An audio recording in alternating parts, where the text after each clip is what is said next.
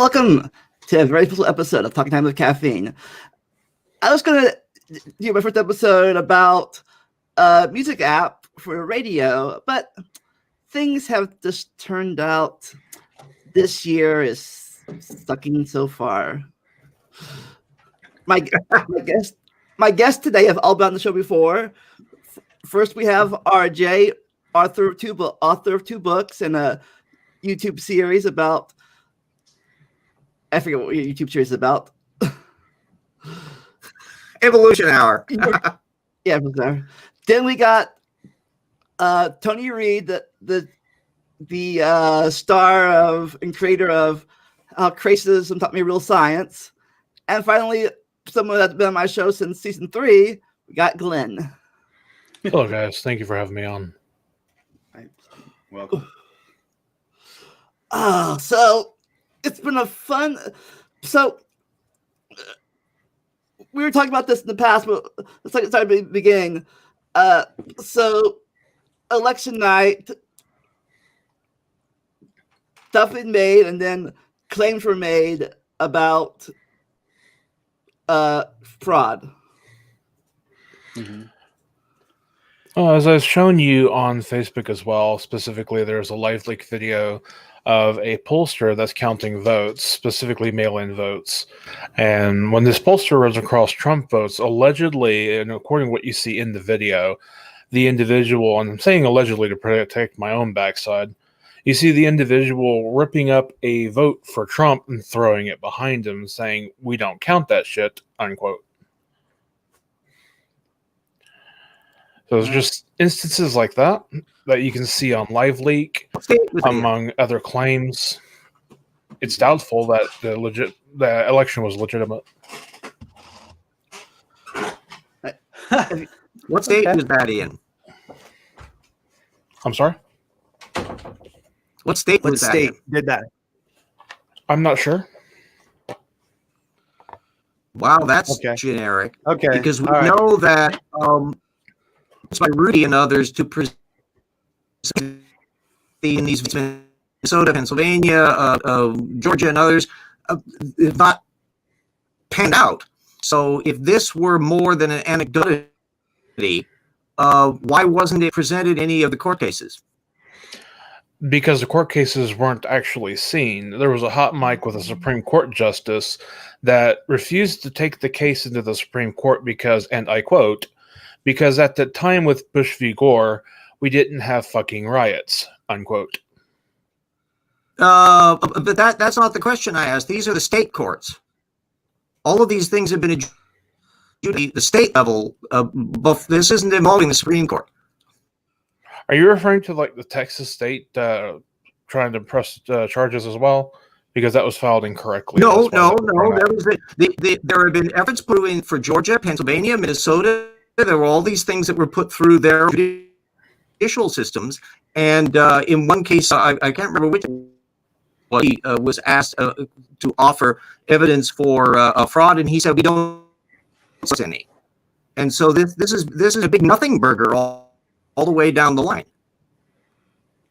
You know what, Glenn? I think I know that I've talked to you for like brief moments online, and I'm not sure what circles you talk in, but when we generally, at least the three of us, RJ and Lamont and I are all sort of into the science thing. We tend to back up everything with actual documentation. And generally, we know our sources. You know, we could say that this person published it here. It happened in this area. That's the kind of evidence that we're looking for. Just some kind of actual documentation of it, as opposed to, you know, here's what I heard happened in Texas. This is what I heard happen in. I mean, where can we see these statements? Well, certainly not from the mainstream media, but. I'll grant you that. Trust me, dude. Nobody here is going to tell you that the mainstream media is correct. Every one of us, at least I know RJ and I'm pretty sure Lamont has, where the mainstream media has taken on a science topic and misrepresented it so badly because it sells more papers. Oh, trust me, I'm we're aware. I'm a theoretical physicist. Okay, so okay, great.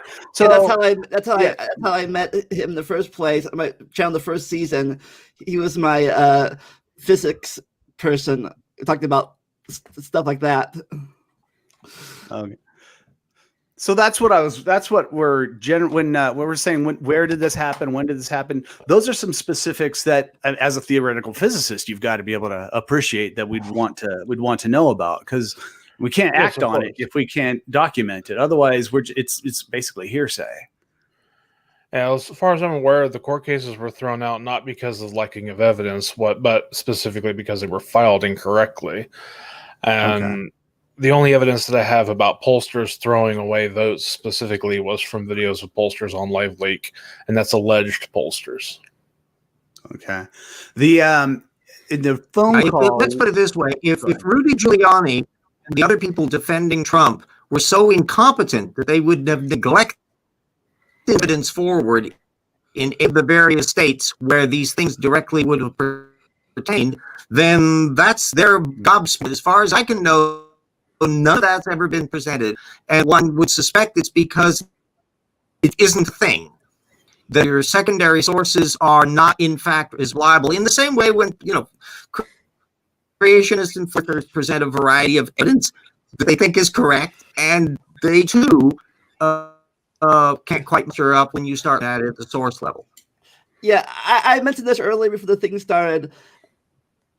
People complain about election like 4 years ago when the Hillary supporters were like, I won't say whining about Hillary not electing, Trump winning. I'm like, look, I don't like Trump either, but he won the election, so you just have to 4 years, and if you don't vote him out, if you don't like him, vote him out again. It's like the difference between 2016 and 2020, how both Hillary and Obama attended Trump's inauguration quietly and pleasantly, and yet saying as I said he would. I could not imagine that he would actually attend the inauguration because he's too much of a narcissist. Do you mind if I interject for a moment, please? Sure. It's not that I want to throw out the election and things of that nature, or even to have a redo. All I specifically want is for a commission to be made to do an investigation in the election to make sure that there isn't actually any fraud. And if they'll do that, like they did with the whole Russia collusion conspiracy theory for 4 years, then I'm willing to concede and say, okay, well, Biden won the election. All I need is... Are you willing to concede?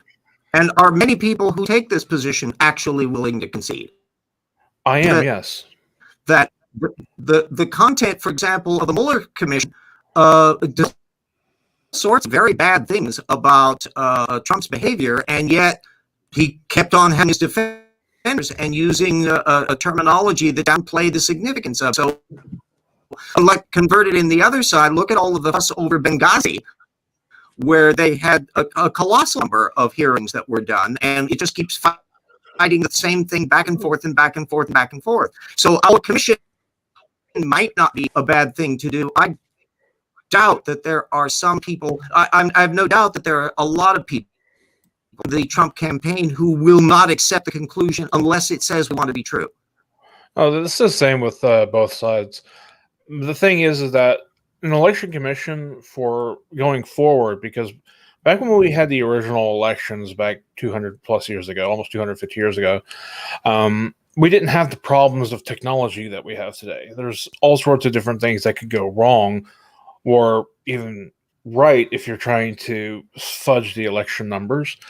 So there's all sorts of different things that can go wrong with an election to steer it one way or another that makes a potential candidate to be illegitimate in office. And that could be the same with Trump as well. I mean, for all I know, Russia could have done some stuff that's shady with the voting machines, just for sake of example.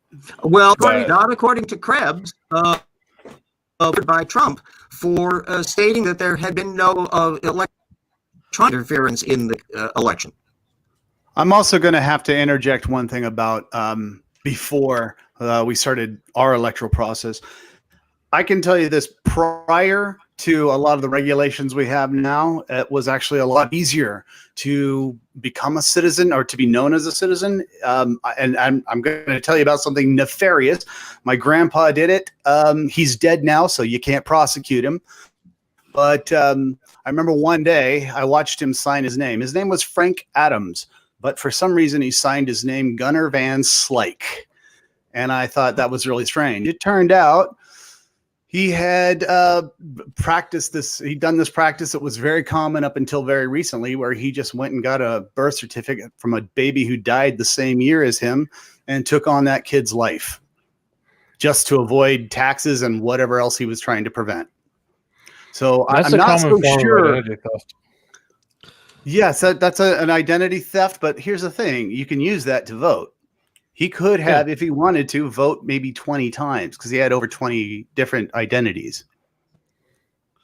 Oh, yeah. And the investigations like this are always done. Typically, every election has 100 fraudulent votes. Yeah, this has been fairly standard circumstance where somebody is voting illegally. Somebody has a incorrect person that are voting under that name, and a lot of go to jail for it, they're executed for it. It's like the foam on the beer. But the last election that I can think of where theoretically there have been some serious issues involved, and interestingly, it was the 1960 campaign. Richard Nixon was remarkably statesmanlike on that occasion. 14 years later, when he had resigned, he could have legitimately contested the 1960 genuine issues of voter irregularities in both ways, where he made a case for it had he felt like doing it, but he backed off of that. As far as I can tell, with all the various reforms that have been done in the 50 years, 60 years since, there aren't such situations in any of the elections since. About that election real fast, I heard a rumor. I heard, I don't know if it's true or not. You're probably there at the time, but they said that the radio people thought Nixon won the election, and the TV people thought Kennedy won the election. The debate. That's what I heard. That's what I was actually. I'm old enough to hear this. If you just listened to the Nixon debate rather than watched it on TV, that I think most historians would argue that Nixon had the better end of the argument on the factual level. But the fact that he had a temperature, he was coming off of, I can't remember what illness that he had, that he just looked sweaty and nervous and all of that on camera, that played into a bit of the role where people were turned off by him in the watching of the debate, plus the fact that television pictures were not all that great in 1960. That's the problem with debates, though, is that people are always going to root for the person that they want to root for. Like, for example, Bill Nye versus, I think it was Kent Hovind. No, Ken Ham. Ken Ham. You know what I'm talking about, though. Yeah. You have the atheists that are like, yeah, Bill Nye just decimated him, and the Christians are like, what are you talking about? Obviously, Ken Ham just completely obliterated Bill Nye. And you get these two sides just butting heads. Nobody agrees on who won. I would say that there is, in fact, atheists. That's a valid point. Most scientists I know of say that Ken Ham. Sorry. Well, I'll agree with you on the science.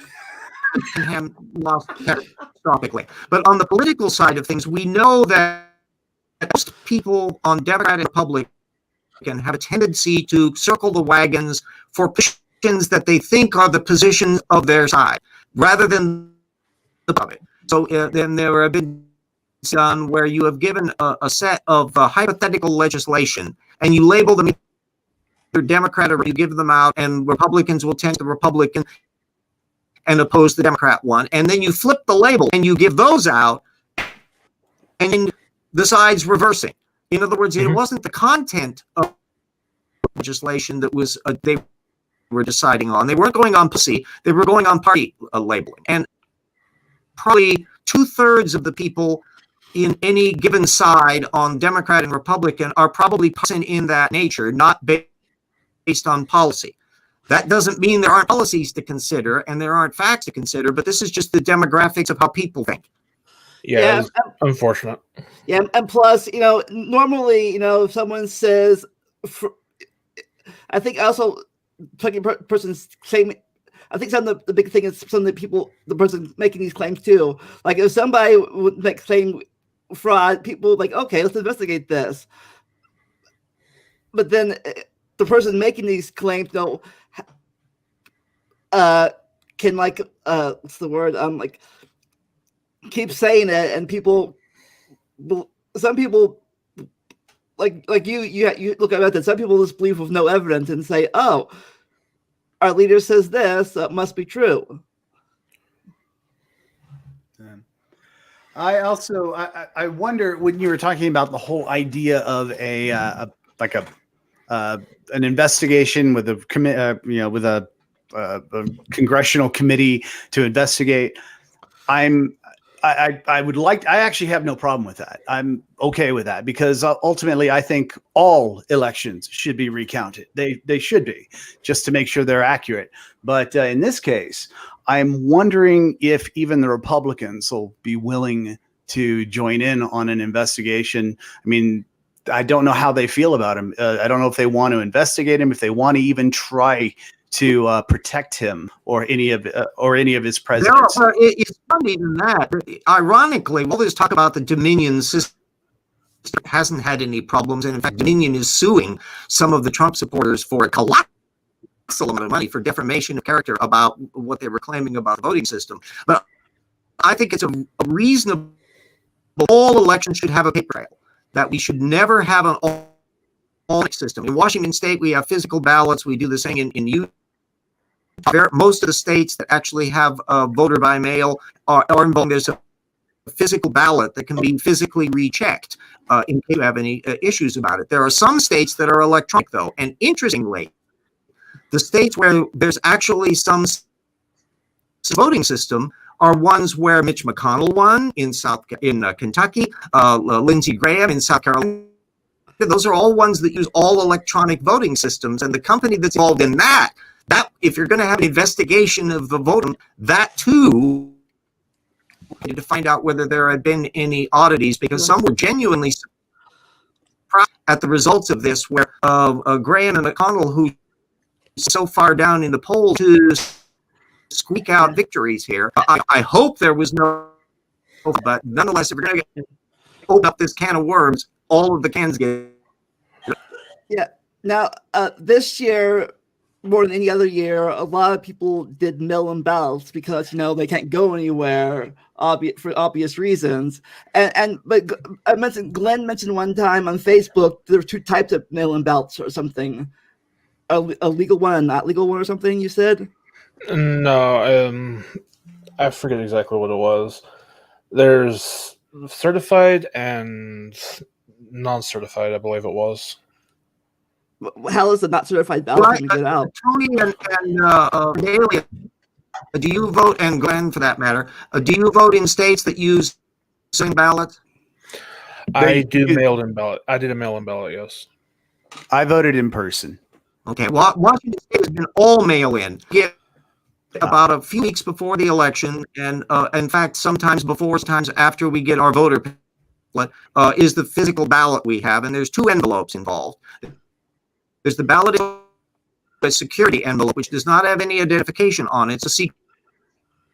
Then there's an outer envelope. It's the one that's signed with the signature that would be confirmed at the voting thing, just as it used to be days when you went to vote, where you'd have to sign your name down, and that would be confirmed before you would be allowed to vote. So that's the double path there.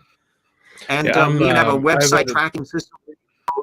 Your vote has been counted and all of that. So it's all the various levels of paper trail. That's the model that should be used by everybody. I agree. I voted third party, for example. I'm independent. Okay. Yeah, I'm not a Republican. Yeah, it's not like he's not like he's one of the Trump supporters saying that Trump was thing. He was actually didn't even vote for Trump. I guess it's important to know that, but ultimately, I guess with this, you know what? Forget it. I'm gonna go ahead. Go ahead. Sorry. Who'd you vote for again? Did you say? What? Who'd you vote for again? I forget. Me? Yeah.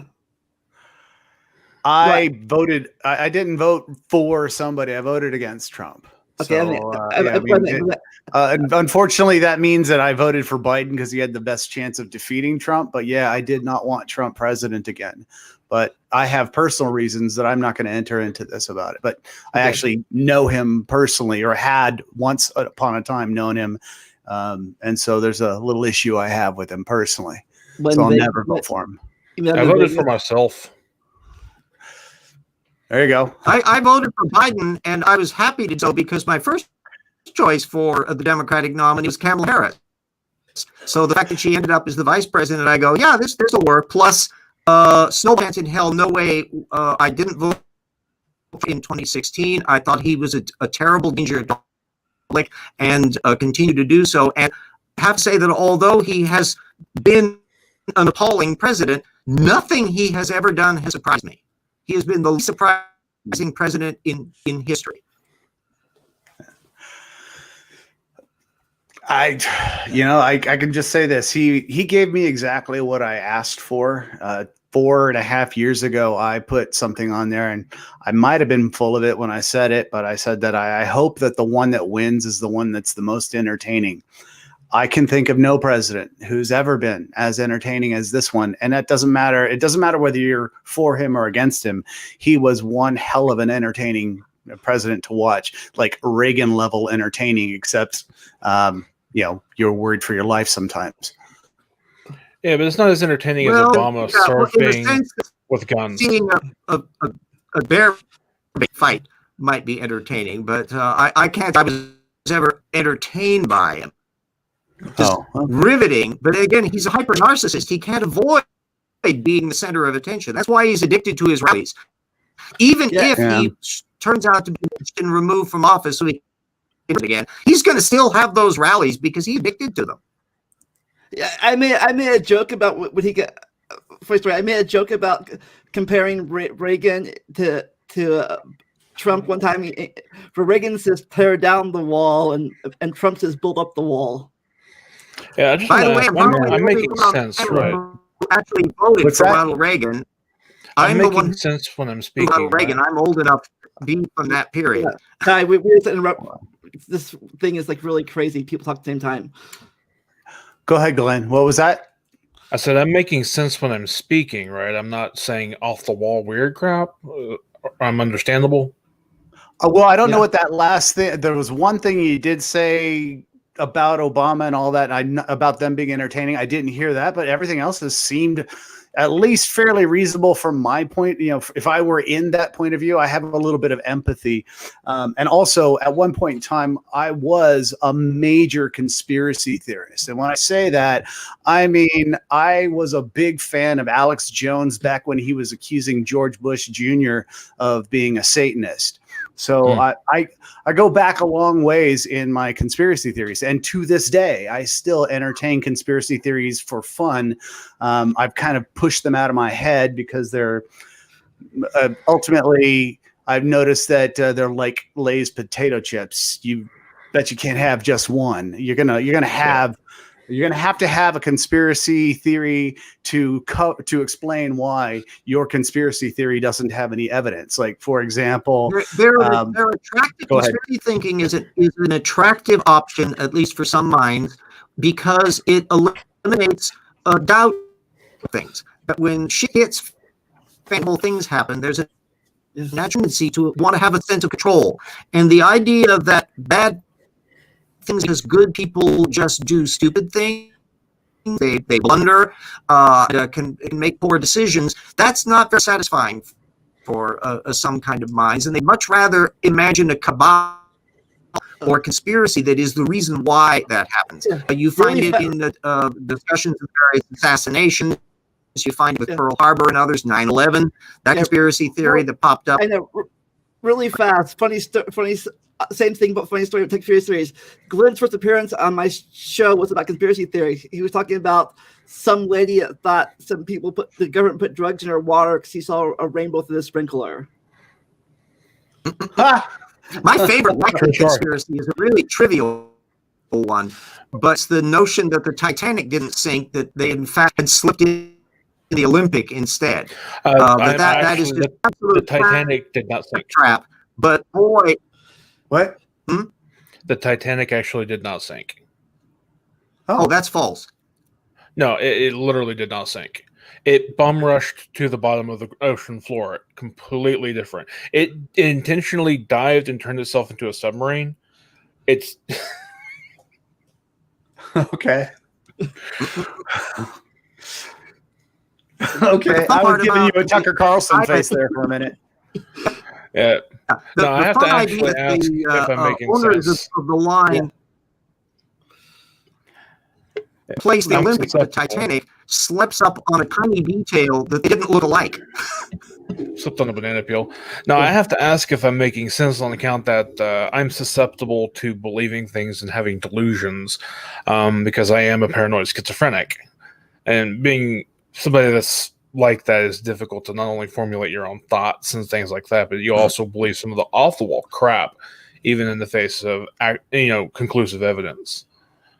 So That's where it becomes even more critical. I have a close friend who's a schizophrenic, and it took him years and years to realize that the voices in his head were not real; they were things in his head, but from his perspective, they're real. And so the idea that everybody else wasn't experiencing these things is a very disconcerting realization, and that's where that becomes so absolutely critical. Yeah, it seems very real because everybody just thinks, you hear it inside your head. No, you hear it with your ears. Like I'm deaf and use technology to hear. Realistic. And in so many different ways, I'm amazed, given the ways in which our cognitive systems can screw up, I'm amazed that more often, frankly. Yeah. So talk about. I think the next thing that happened was the lawsuits. I understand as the Texas thing. Why did Texas think they could? From what I heard, at least, I don't know if it's true or not. They could tell other states how to run their ballots. Yeah. That's why it was thrown out of court, because from a legal notion, remember the Constitution says they decide the electors. So it's up to the state legislatures to how it's going to be done. For example, the state legislature revised as to how the election was going to be done during the pandemic, and they followed them exactly. So the notion that somebody down in Texas is going to announce that it doesn't have the right under the Constitution to do the very thing that the Constitution commands them to do is claptrap. And so not even Trump's appointments really could be able to get in the way of that. So, what would you say, Glenn? I said, unfortunately, I do need to go. I'd like to thank you guys for having me on. I appreciate your point of view, Glenn. Thank you. Oh, thank you for listening. See you next time. Yeah. So anyway, so about the thing, I don't know if it's true or not. I heard. I think it's just it's rumors I heard, obviously, but it's like when they're trying to stop the vote, they were trying to stop the votes of the ones where he was losing or winning, but when he was losing, they kept telling him to not stop the vote. Well, Trump's approach has never been a secret one. He was saying before he even had the 2016 that he cannot lose an election. That if he loses the election, fraud by definition. That's been the stance he's always. So the idea that he would be digging in the way that he has in 2020 was Trump's nature. Trump is a narcissistic bully who always has to be right, who doubles down no matter how absurd it is. And what the phenomenon then is not so much that he behaves this way, which vile and disgusting as a president. It's the neighbor who just don't call him to account. Even people who recognize, I think Lindsey Graham knows full well, and Ted Cruz knows full well that Trump is a bald-faced liar. They've said so, but they have altered their dynamic. And now that Trump is head of the party, and he will attack anybody that gets in his way, the Republican Party is now in a sad case where they have to decide if there's any Republican Party left. And the idea that the party of Abraham Lincoln should have deteriorated to the point where they have to deal with this idiot bully Trump or face obliteration. This is going to be the thing that's going to be occurring over the next few years, whether the Republican Party reforms. It had already imploded an awful lot in my own lifetime, because I can remember when the Republican Party had a range that ran from conservative to liberal, not slightly more moderate. I mean liberal Republicans. This was the case all the way down into the 1970s. And it's been only in the Reagan years on that it has imploded into a very narrow group of what I describe as culture camp, conservative, creationists, anti-abortion, NRA lobby. That's the Republican Party. Yeah, I heard somewhere, like maybe in the 50s or 60s or 70s, something like somewhere in the past, the Republicans and the Democrats switched sides on issues or something. Well, it's a complicated. If you don't mind a brief history of political parties, I can fill you in on that. Remember, the Republican Party didn't exist until the 1850s. That up until then, there was the Democrat-Republican Party that had started out as the sort of Thomas Jefferson, James Madison party that was in opposition to the Federalists that were the George Washington, John Adams parties that are sort of liberal versus conservative, generally speaking. And as time passed on, that Democrat-Republican Party began to mutate into what we would now consider the Democrat Party. And that really crystallized Andrew Jackson, who brought in a lot of new voters. There was a new populism, farmers and others, as well as a lot of slaveholders that had already been in the party, but still retained in that. Yeah, I think and they. I think I might be wrong, but I think that's one of the first times that people that weren't landowners could vote. I think. Yeah, and it was very tumultuous. And there's any study the Jacksonian period is dealing with somebody that has ups and downs. There's an awful lot that's laudable about the Jackson populism. At the same time, he expelled the Cherokees, he destroyed the Bank of the United States, set the economy on periodic depressions, that there were all sorts of... And one thing that Jackson was, however, was a lightning rod for opposition. So the Whig Party that emerged during that period was the anti-Jackson Party. And it had people in it, John C. Calhoun and Daniel Webster and Henry Clay were from various sections. And Webster was from Massachusetts, and John C. Calhoun was from South Carolina. Would never have been in the same room politically if it weren't for how they detested Andrew Jackson. So they consolidated as an anti-Jackson party, and that Whig Party lumped along for a few decades after that, but it started to disintegrate because of the slavery issue that was just ripping the nation apart during the 1840s. Finally culminated in the formation of the Republican Party that was an explicitly abolitionist party that eventually ended up getting this newcomer, Lincoln, becoming president of the United States in 1860, and that putting into focus, because at that point, Democrats stayed Unionists, but others were the core for the secessionist movement down in the South. And at that time, there were no such thing as Southern Republicans. After the war, the Democrats, of course, wanted to retain old ways down in the South, so they were certainly the segregationist party when it came to that area, even though in the North, already being laid that were going progressive and to an entirely different area. But at that same time, in the 19th century, there was a progressive wing in the Republican. And so although they were beginning to be associated more and more with big business in that period, the Nelson Rockefellers or John D. Rockefeller coming up in that period, you also had the Roosevelt-style progressive politics. And so it's fair to say that in 1900, you had a party where the Democrats ran from extreme conservative Southern racists all the way out to fairly progressive reformist Democrats, and sometimes they were in the same package, like Woodrow Wilson, who was a progressive Southern racist. I know. So he was combined all of those at the same time. Yeah, Then you had all. I discovered some weird things about Woodrow Wilson this past year, reading up on him that he viewed the KKK movie in his office. He was racist and all this other stuff. But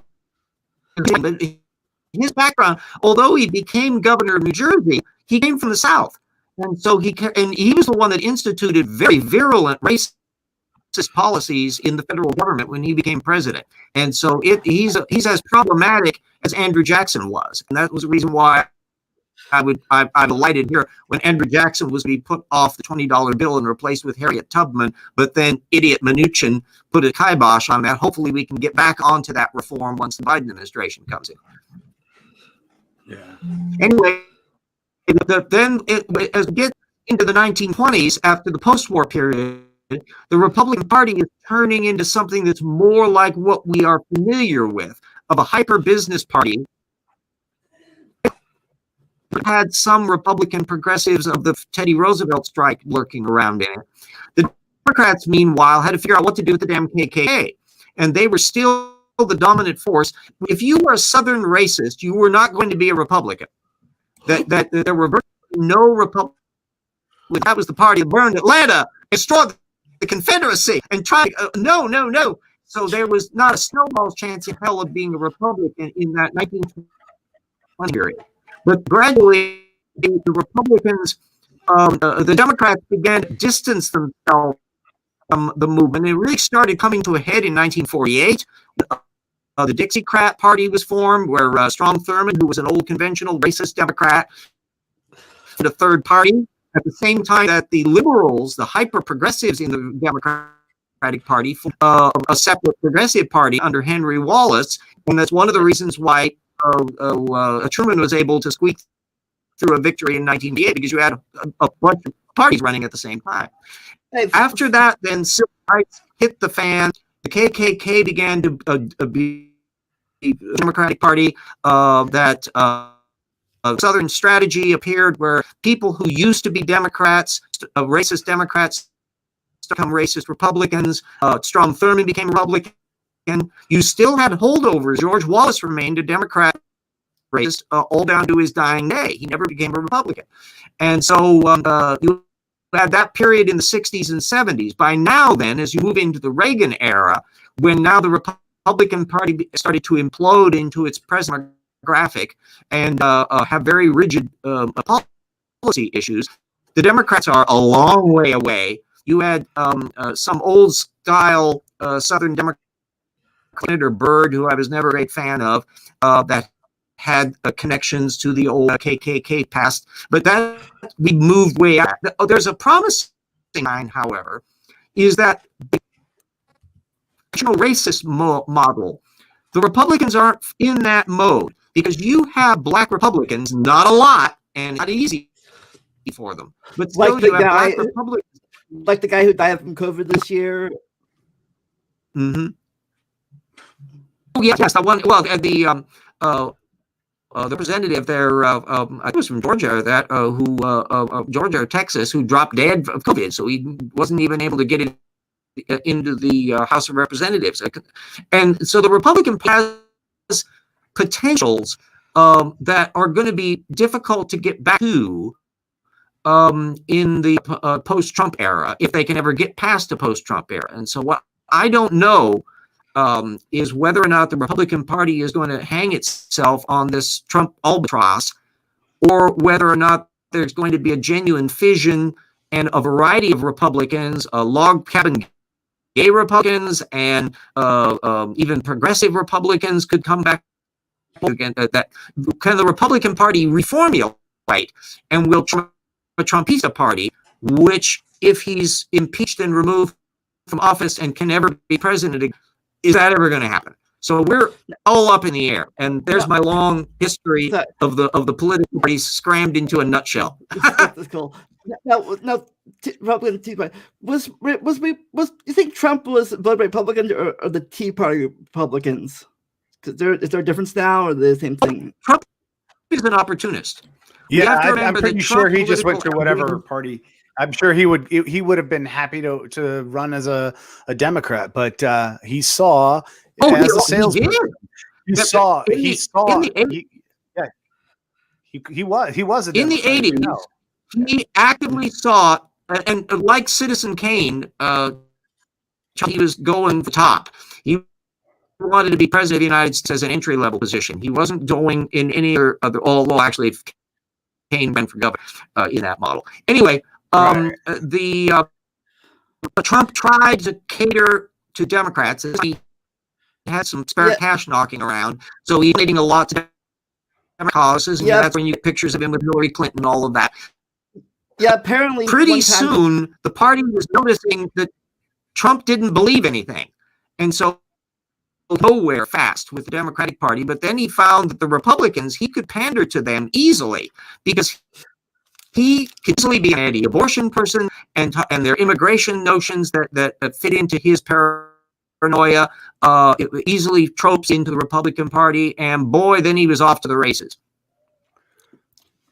Also, from a sales perspective, keep in mind that as a salesperson, you find out what your prospect wants, and then you give it to them.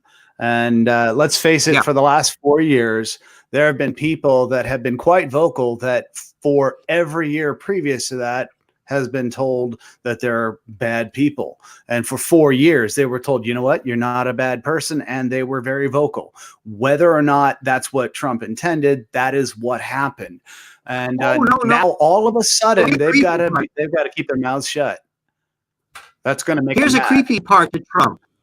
Trump's rhetoric style, including what he did, was a march on the Capitol a couple days ago, is eerily similar to the kinds of styles that Hitler did in his speeches. And according to Trump's first wife, the one book that kept on his bedside was Hitler's speeches. That he studied this guy about pandering to prejudices, about pulling people. Have you ever actually heard Hitler speeches? Are you talking Hitler speeches? Yes, I've studied them extensively, and all of his. Yeah, then you know exactly what I mean when, especially if you know the German, that most of a Hitler speech is not talking about very positive things and accomplishments and upbeat stuff.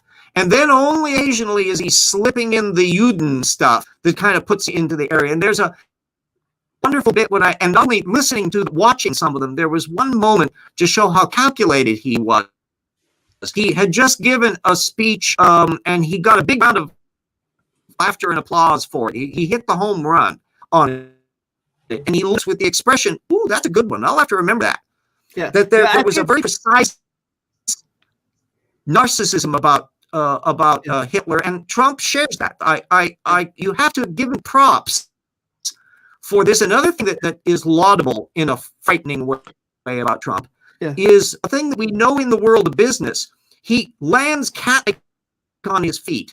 I can't give any the colossal failures that he has done economically. Terrible businessman, but he's always able to regroup and jump ahead and find more shills to roll him.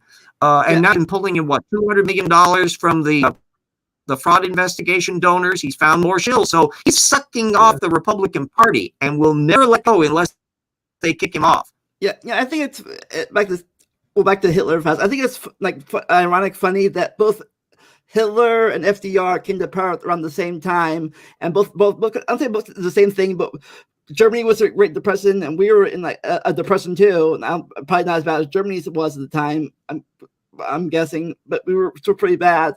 And both people, because I spoke to the people at the time, FDR spoke to us, and Hitler spoke to them, and they both came to power around the same time. It's because of that National Socialist Party label. Although they didn't do a lot that we normally associate as socialist, but they came from a context in Germany that had a lot of top-down things. Education was a top-down government system in the empire stage under Bismarck. They had unemployment insurance, a whole bunch of national policies being done prior to the Republic that was done under the imperial system. So there was a lot of tradition on that. And so the kind of New Deal-ism that Roosevelt was doing in the States was a novelty. You forget that FDR went on a balanced budget platform in 1992, that he was a traditional style conservative Democrat. And when the shit hit the fan, and he became president of the United States, he had one feature that was very different from, say, Herbert Hoover, and that was he'd try anything. So he was very innovative in, well, let's try this. This isn't working. Let's try that, and proceed to get things moving. And that eventually ended up in the programs that generally regarded as the New Deal, and struck down by the Supreme Court, the National Recovery. But the difference was that FDR was proceeding from a democratic context, small d, whereas from the get-go had an army of violent thugs who had been undermining the democracy. Technically didn't win an election. He was appointed chancellor in a conniving, nasty over. There was a recent PBS a documentary series on the rise of Hitler, and all the ups and downs and ins and out of it. So many times he might have been thwarted, but he lucked out. And then you ended up, once he was in power, you could not get him out of power. He exterminated all of his opponents. Yeah. So, okay. Okay. So, like you mentioned Trump and like Hitler. Do you think? I don't say that. I'm gonna say they're the same kind of people, but do you think Trump's followers like come to his aid or whatever, like Hitler's people feel after him in his words? That's a really good question. From what I can see of it, first of all, there's an awful lot of fair weather patriots in there. The ones that mouth off on Twitter or Facebook for Trump, but they're not actually anything. Then you have a much smaller cadre of storm the Capitol, of the ones who tried to kidnap the governor of what was it, Minnesota or Michigan, Michigan. Recently. Yeah, and right-wing military gun nuts. You've got QAnon conspiracy types. You have a smaller cadre. The difference between a Hitler and a Trump is Trump didn't start any of that. Hitler actually generated the campaign. He was knee-deep with Ernst Röhm stormtroopers. And so the idea that Trump doesn't do that. He's happy to be exploiting people because he's lazy to be a Hitler. He doesn't know enough about to be a genuine Hitler. He wants to go golf and check his bottom line financially. He'll be happy to have enablers. That's the tradition that he has lawyers, because he would send, oh, I have a problem. I just went to porn star. I need to have it resolved. Michael Cohen, please go and settle it and resolve the issue and get back to me if there's any trouble or when you need the check. And the extent to which he would do stuff. And that's how he's been dealing with paramilitary groups. He wants the benefit of what they might do, but he doesn't really get involved in them. When he got up there in the bulletproof screen, he didn't do that.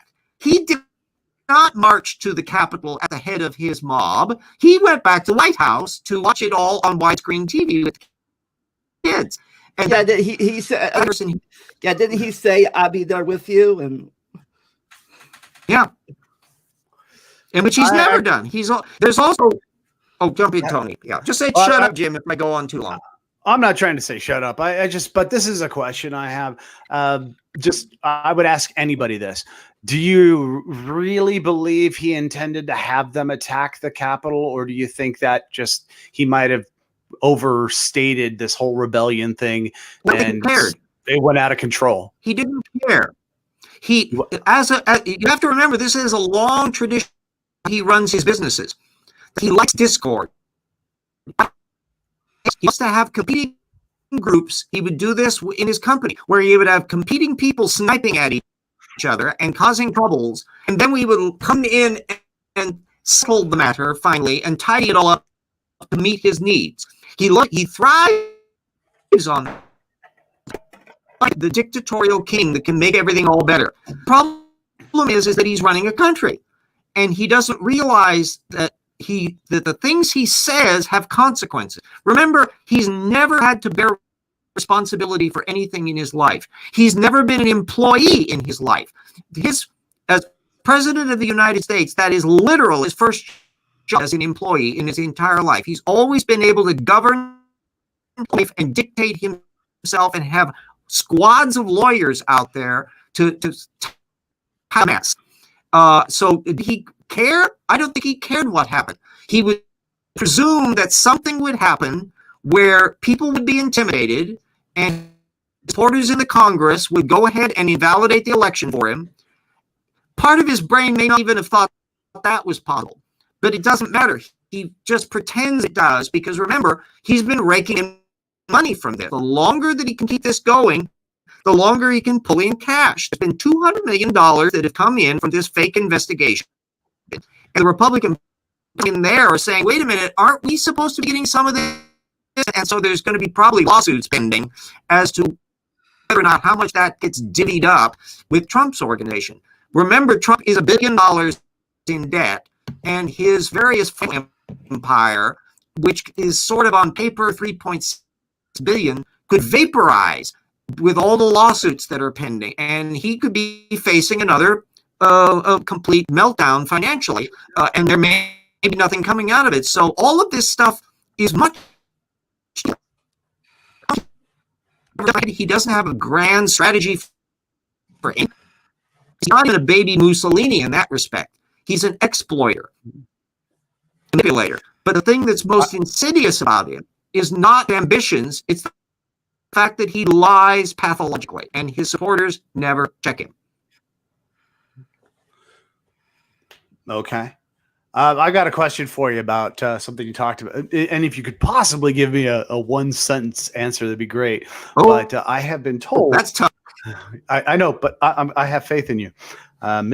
Make sure it's not misplaced. Anyway, the question I have, and I think you've already answered it, is does he... I know you already told me he cannot be reelected once he's impeached, if he's impeached. But is it also true that...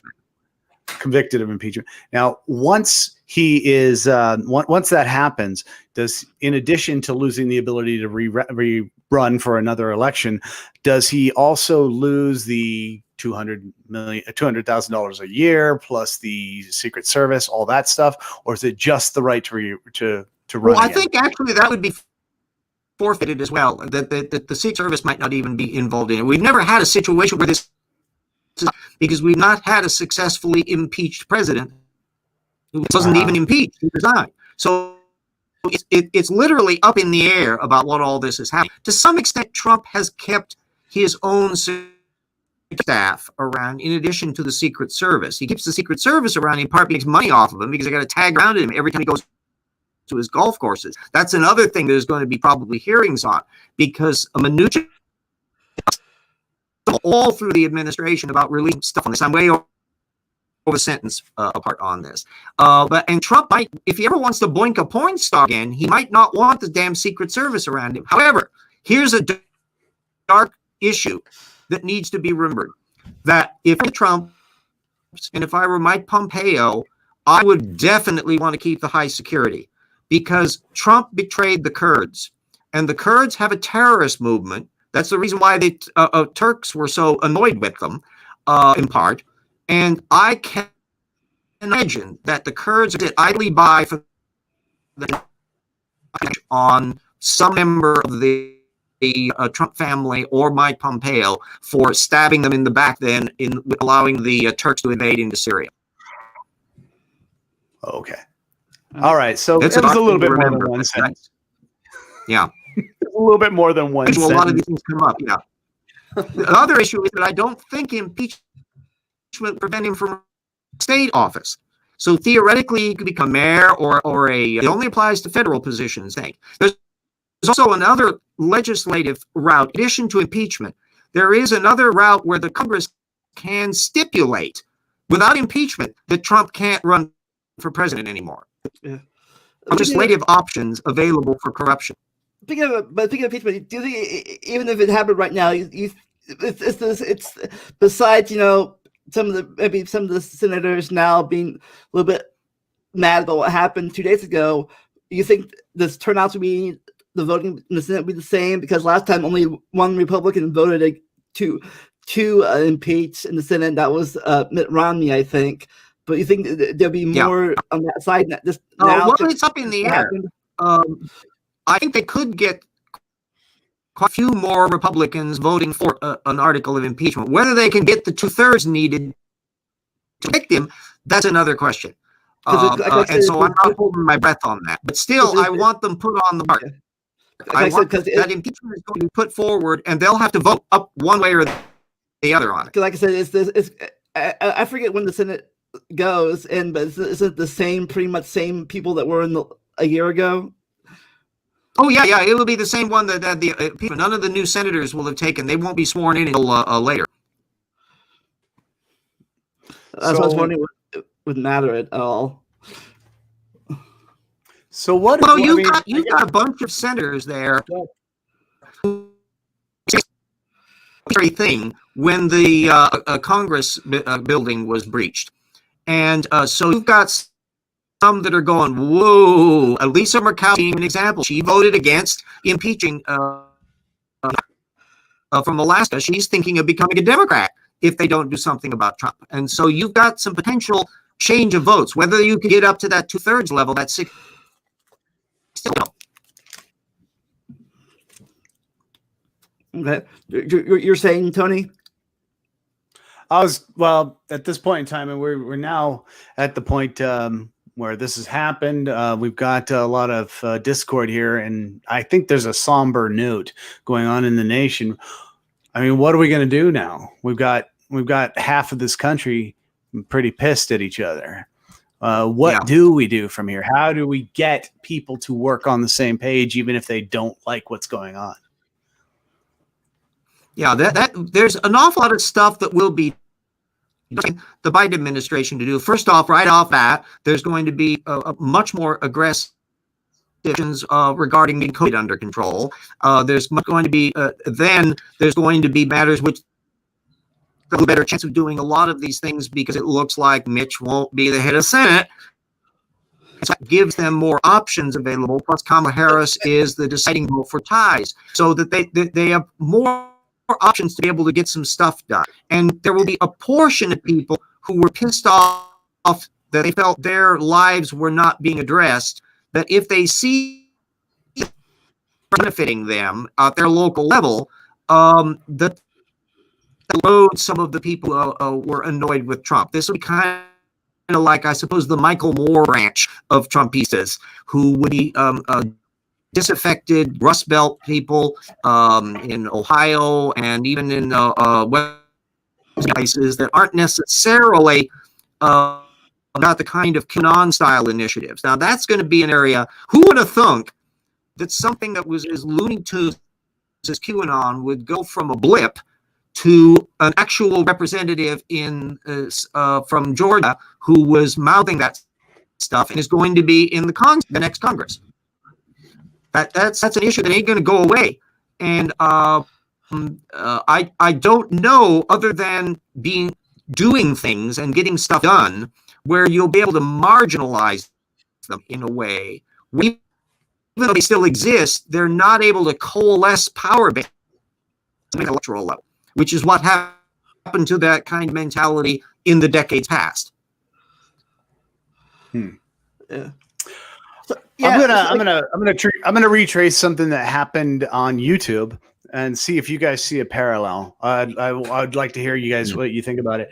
I would say something like just under 10 years ago, maybe about 10 years ago, you might have heard about this something that happened with YouTube atheists. An atheist, a young lady by the name of Rebecca Watson, made some statement about how atheists are not as moral as they publicly say they are, and that they're just like normal people. Some of them are douches, some of them are great. And she used an example of an atheist, I guess, sexually assaulting her, or I don't remember the entire account, in an elevator.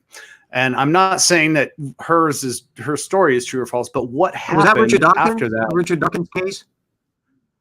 It was that was a different one, but yeah, that's Okay. related. That came out of that sort of came out of it. Mhm. It was just for some reason at that point in time, I noticed that there became a big division between atheists on YouTube, especially between those that were conservative and atheists and those that were liberal and atheists. Also, I've noticed a lot of anti-feminism in the atheist groups. Well, not noticed. I've been thrust in the middle of it sometimes. I'm wondering if that sudden anger that we found in the YouTube atheist community is maybe a small analog for what's going on right now with Trump supporters. You've got the human beings have a spectrum of belief and a spectrum of dynamic thought processes, and that can manifest in a variety of. There's a rough split cognitively between liberals and conservatives. Have a different kind of psychological than liberals, but where we get into atheism now, you're entirely thin because atheism is ideology free. It doesn't it inherently relate to any political system or any economic system, and so you can find utterly racist atheists, and I bumped into them, and you can find flaming hyper-conservative atheists as well as flaming hyper-liberal atheists and every possible thing in between. And so is it a me that the air quotes tag atheist is somehow a one-size-fit-all label that actually it dictates that you can tell what people will actually because they're air quotes atheist? Hell no, sorry. That doesn't surprise me at all. And so that will for a lot of the groups that end up in the Trump frame, you've even got a small group of atheist supporters, which is an interesting thing to think about. It's the same thing with the Christian too. That they say, "Oh, you're a Christian. You must be a creationist." Like people like, "No, I'm evolutionist." Yeah. There is a tendency amongst particularly ideologues to act as imperialists, where they want to label it and command the label, so that somebody will treat atheists as if it's what their version of atheism is, politically and culturally. The same way Tony Perkins at the Family Research Council highlights, oh, they hate evangelicals. No, they dislike your narrow brand of Christian conservative evangelicalism. That's not the same thing. Most evangelicals are not creationists of the young earth creationist variety. You have very liberal evangelicals, not a political movement per se, but people who want to kind of expropriate the term want to exclude those that are outside of the box they want to create. And so, yeah, Tony, the point you raised is exactly valid, and it's not dissimilar. I don't know I'd say there are probably radically more Trumpistas we're dealing with in terms of gross numbers than there are in the atheist community, because remember, we're a little pimple on the back ass. We're about 3, 4, 5% at any given time. And this, like, again, some people, it's a point of view thing. Like the people that supported this thing, a lot of people still support it. That the thing they were patriots. Think about the country. Everyone else is like, they're terrorists attacking the Capitol. It's like, well, people use words to deal with the thing they want to deal with. And here is where I will play the token card again, that this is an important way of looking at how people approach the world.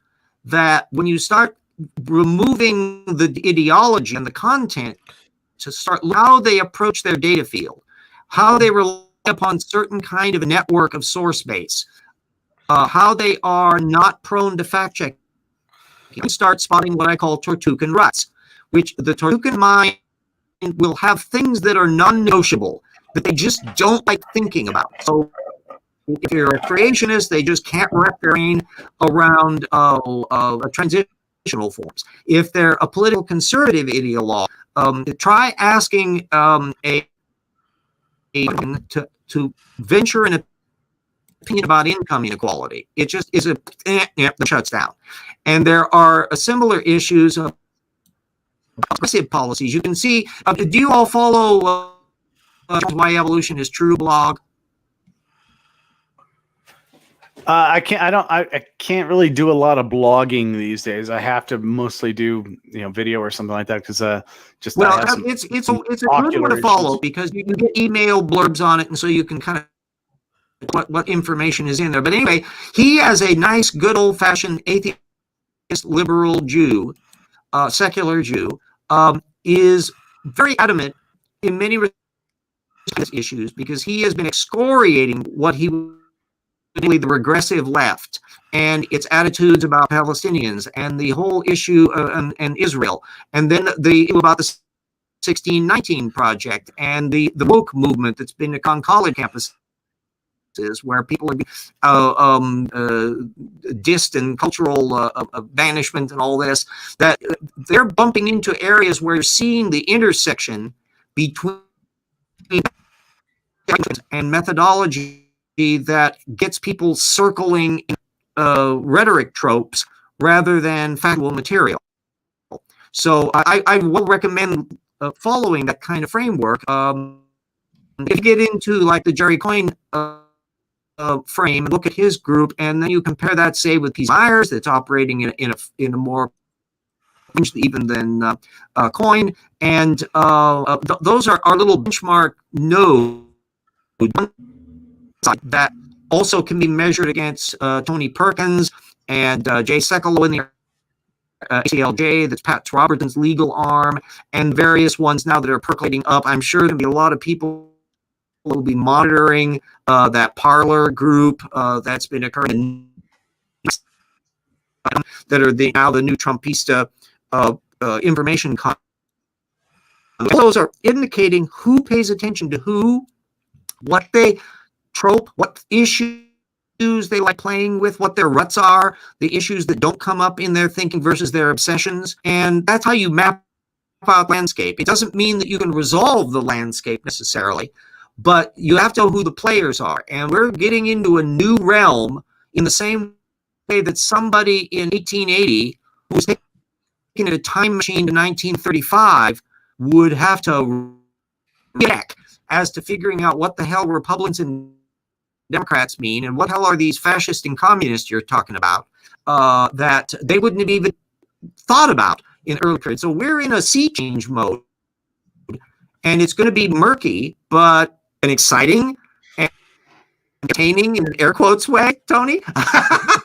But it's the world we're living in, and the new got to figure this out because they're the ones that are going to be making the votes. They're going to be seeing the consequences of climate change and whether we get COVID under control and how we deal with social inequality. And the one thing I'm expecting the Biden administration to do is have a commission on this matter and the racial inequality and systemic racism issues that need to be brought together to get some consensus, because we haven't moved on properly, and we got to start moving forward on that.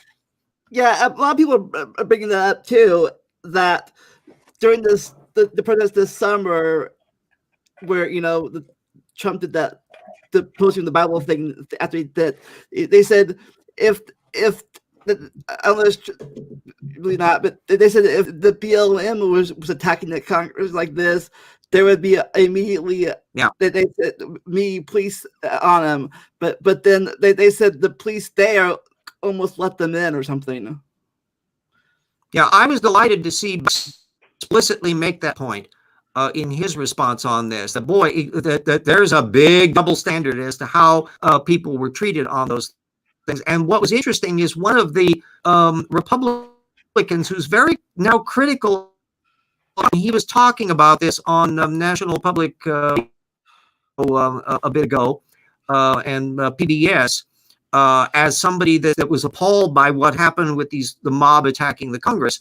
When you would ask him about whether or not Trump had actually incited this by his rhetoric and whether or not there would have been a different treatment of the people if they had been black, his brain didn't want to think about it. There was, I think, I was a kerfunk of a Tortugan rut. going on in there. And that's why its approach to these issues is you try to figure out what data field they're avoiding and what data field they're dealing with and sourcing and how they're fact-checking things. And then you frame questions. Reporters much more. Reporters are terrible at methods questions. They talk about ask you what your position is, not how did you arrive at that position? What data field did you rely on for that position? How did you fact check that position? Try imagining the last time you've heard reporters ask questions of that type. It's almost non-existent. And that's got to change. Because we found out, to be blunt, too many Tortukans in political power, and we have a Tortukan president. And to the extent that we let Tortukans get in positions of power, they're going to run amok with this again and again and again because they don't know what the hell they're doing. They can't. Their brains malfunction at the data floor level. I'm going to make up. My next album. I've done a lot of music. I'm doing working on another music project now. I think I'm going to name my next album "Tortukan Daydream." Yeah. It's an idea that I had to find a word for it because there wasn't a word for it. When I say that somebody has a Tortukan, you just took this idea of a turtle hiding itself inside its shell as what these people are doing, hiding themselves from the reality. That makes sense. Yeah. And I mean, excellent word. Excellent word. I believe it. I mean, I appreciate it. And it hadn't been used. It comes from the Latin tortuga for turtle. Mm-hmm. And if I say Tortukan alert on somebody, I am not telling them that they're political or liberal. I'm not saying they're religious or atheist. I'm not saying they're smart or stupid. I'm saying they think about things that they don't want to think about, and they have bad methods that won't fact check. That's what I'm saying, and that crosses boundaries. So where anybody that follows me on Twitter and sees me engaging with climate science deniers, creationists, and Trumpistas, and various other line, when I will get into a discussion and I'm starting to ask, says who, and how did you check it? I'm diving into that source methods approach, and I contend it is a universal tool that should be applied in all areas. It's just as useful in philosophy and historical as in the sciences, and it's a game Tortukans cannot play. Their brains shut down, and you can observe them doing it. You can see the Tortukan deer in the headlight look, and their brain doesn't think about the thing they don't want to think about. Yeah. Did you ever see go ahead. Do you think what happened Wednesday, there's a small footnote in history or a big event that's going to be played out in the future? That's a good question. I don't know. It's in some respects momentous in the way that the guy who was beaten the jump in, Tony. Yeah. I'm going to say most likely if you hopefully will remember all the details we remember today, because I can guarantee you in 10 years, the story is not going to be at all what we saw. It's going to be a lot more extreme one way or another. You're either going to hear that it was a bigger destruction, or that it wasn't much at all. It was just enough to get Trump in, to silence himself for 2 weeks, hopefully. I think it's going to be a big deal, but it's going to be expounded upon. Because I'm from the historians' end. And we're the ones that will be ferreting out what happened and getting the chips fall where they may and working out the circumstances of things. The analogy I was going to bring up was the senator that was beaten to a pulp in the Congress for the Civil War. I can't remember if it was Thaddeus Stevens was the one. A Southern senator attacked a Northern senator with a cane because he couldn't be charged for it, and so he just basically lit into him with a cane, and he was in the hospital for years, and he was bedridden, and I think he finally got into the Congress again after the Civil War. But at any rate, that was a horrifying incident that's in the history books, but seen in the big context, that was a symptom of a time that was unraveling.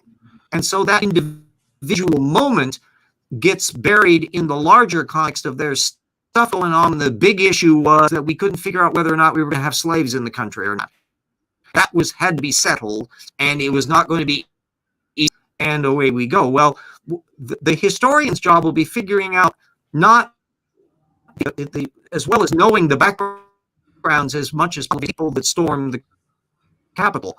It's working out the social context of the angers and resentments and bad method that happen, and what can be done to ameliorate those root causes in such a way that we look back on as, well, that's the time when there was a muck running, and now that we moved on and we've all turned into a proper Star Trek future. Yeah, of course, then compared to now is we only had word of mouth and stuff then. Now we have the people actually live streaming their attack on the stuff, live streaming their attacks and stuff, and taking photos of it. Yeah. This is not, if you are going to perform a coup, don't be so blatant about identifying yourself, or the policeman that was doing selfies there in the hall with the invaders, and his mask covers over his face, fine and dandy, but his damn ear is really visible, and that's identifiable as a fingerprint. Everybody's lobes and ear shape are very, very distinctive, and they are going to have too much difficulty tracking down who that guy was. Oh,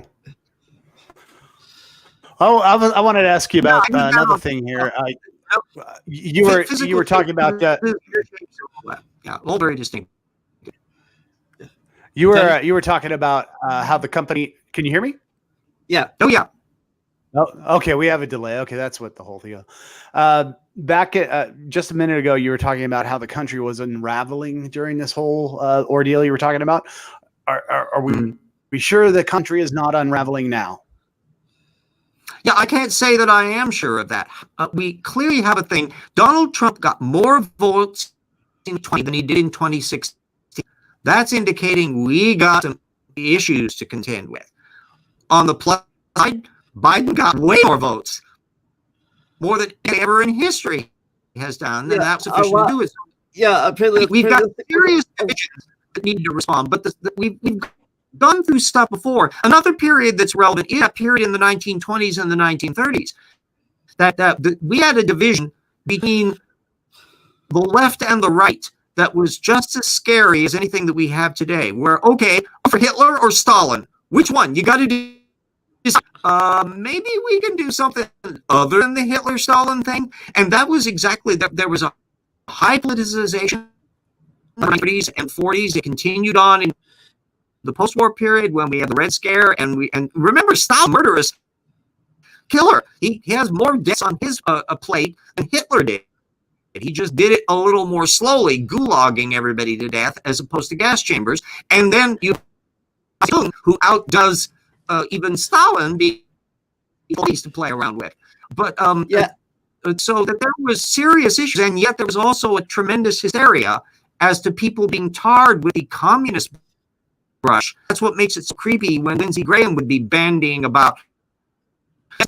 Yeah, it's funny about World War II and stuff because, we probably didn't like Stalin even then, but I guess we decided him because he was at the time we hated Hitler more or something. Then after Hitler was gone, we went back to Stalin.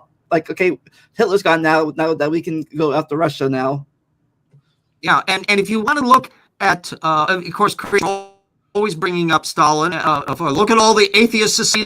They killed millions of people. But if you look at how Stalinism ran, this is a classic Tortugan society. You have a real god king, Stalin, with absolute a dogma of the party line, an absolute autocracy. Remember, Stalin started out as a kid in the choir. He became highly politicized as a youth because of the old Tsarist regime had a series of police state, secret police, people out and exiling them to Siberia and all that. Stalin and company didn't invent their system, they industrialized it. So now you had telegraph line, railroad system, way more efficient than it was under the old czars, but they functioned in exactly that same way. So is there much of a difference between a Politburo ideologue or somebody like Lysenko operating the highly politicized, and what Savonarola and the Inquisitors and that were during the Counter-Reformation in Christian Europe. And methodologically, no. They're interchangeable. The rule is you never want to permit societies to be able to dictate views. You must never be able to persecute people for mere belief. You must not allow irreversible actions to be taken. There's a whole bunch of secular reforms that need to have been made that would apply just as much to the Inquisition as to Stalin. And we got to see to it that we move in that direction, because there's so many issues. I contend that the vast majority of Trump supporters are decent, upstanding people who, if you just knew them as people, are not killing cats in the street. They feel that they're the salt of the earth. They do, however, have bad method. I have a next door neighbor who had a sign out there, and I have my little Biden sign out there. He's a really pleasant person to talk to, even though I would probably disagree with all of the ideology that he has, including his creationism. But yet, that doesn't mean he's going to be a bad person. So how do we construct a social environment where the odd beliefs that people may stripe aren't capable of getting the levers of power to where they can run amok? That's the big issue that's facing the Republic. And we've gone through the Civil War, and we worked our way out past segregation, and we survived the Hitler-Stalin period, and all of that. I'm a cockeyed optimist. I think we can figure this out. Because we're human beings. We're clever. Yeah. Yeah. So those on Facebook, a lot of Facebook and Twitter, people are saying that Trump being banned from Twitter and Facebook is violating his freedom of speech and stuff. Oh, it's a legitimate issue. I'd agree. You have a legitimate point, and from an information flow point of view, do I want to not know what the idiot is saying so that I can observe and comment upon the idiocy? Trump is going to go off and form a new thing. So although, do I lose sleep? Do I feel that it was just a terrible injustice that poor Mr. Little Snowflake Trump doesn't get to sue lies for a while on Twitter? It's a bloody Twitter platform. It's not, he can write his book and all he pleases on that, and I'm sure he'll try to do. Although the idea of Trump actually writing a book on his own, I mean, let's get real here. Well, never fear. If he's as rich as he used to claim he was, then I mean, he can afford skywriting. Yeah. Oh, yeah. Well, yes, skywriting. It's always important to remember how much of a braggart Trump is on his wealth. Did you see the interview that he did with David Letterman on his? I think it's up as a video clip probably on YouTube. We now know from tax returns that were released that in this period, Donald Trump, the biggest loser of any businessman in the United States, had hemorrhaged over $1 billion. He had flushed a giant fortune down the toilet. And they're sitting there preening as the great businessman, as what a fabulous rich person he is. And Letterman asks him, how rich are you? And in his truthful mode, he just won't answer. He doesn't actually lie because he never gives a number. But we do know that he will pull numbers out of his hair. One of the ones, Trump has no filter, speaks, he blurts stuff out. And time like no one knew how complicated this health insurance. No, Donald, you didn't understand how complicated the thing was. But at one of his rallies down at ago, and he's preening about the new tax code and stuff, and he started whining, saying, "I've been losing money as president of the United States. I've lost $5 or $6 billion." No, there's no evidence that he's ever been worth $5 or $6 billion. But I started thinking about his background, and I think that Freudian slip number that he has. If you add up all the bank loans that he's had over the years and the probable about $1 billion he nicked. He got co-loans worth hundreds of millions of dollars plus he ripped off from him when he was senile. That it is probably about $1 billion from Daddy and $5 billion in debt that he's loaned over the years, and he's got now $2.5 billion. So this guy has taken $6 billion into $2 billion. This is not a great businessman. That's what is Trump the first president in a while that hasn't gotten gray in office? Yes, because he doesn't have any responsibility. He doesn't do any work. No, it's because he dyes his hair. If you remember, he used to have brown hair. He has blonde hair now. But I guess you can see between Obama, Bush Jr., and Clinton, they started and from they ended. You can see their hair difference in their hair. Well, and Bush and others, every president, Democrat or Republican, on their shoulders. He used to have brown hair, guys. He was blonde before he took office. Yeah. But yeah, like I said, Trump is the laziest, superficial. He pretend he's the. I call him the apprentice president on Twitter. That he doesn't actually. He's so cowardly. He can't even fire cabinet officials to their face. You know, the guy who was known for being fired on the TV show has to fire people by proxy on Twitter when they're out of the country. Yeah, I don't know. I don't know if Bush Senior was gray because he was already old when it came into office, but you see Clinton, Bush Senior, and Obama, their hair is like he was only a one-term president. There was a guy with moxie. Yeah, I mean, my God, he was a sky giant in his 90s. I mean, that's a guy with some. I'll give another thing for the Bush family. They probably. The wives are an amazing bunch of people. Oh, funny thing about this family and stuff is funny. So a lot of people didn't like Bush Jr. when he did, but then when the Trump came off, they said, "I miss Bush Jr." My wife. That shows you how circumstances that people look back nostalgically. Let me give my assessment of Bush: is that he's not the brightest in the thing. He's not a sharp person, but he's not a complete fool and idiot. He genuinely has a good heart. And as an ex-president, he and Clinton have both been working really hard on AIDS issues in Africa and that there's and he's not a great painter or anything else, but the point is that he had issues put before him. He'd do what a president is supposed to do, which is, okay, bring the cabinet out what the facts are so that I make a decision. He might make a wrong decision, but he'll do that. Trump doesn't even use his own bloody instruments of power. He goes and repeats claptrap he's got on Newsmax. This is not what presidents are supposed to do. He's never got the hang of what it means to be president of the United States. He's still running it as if he were outsider. But wasn't his cabinet mostly like yes men or something? Yeah.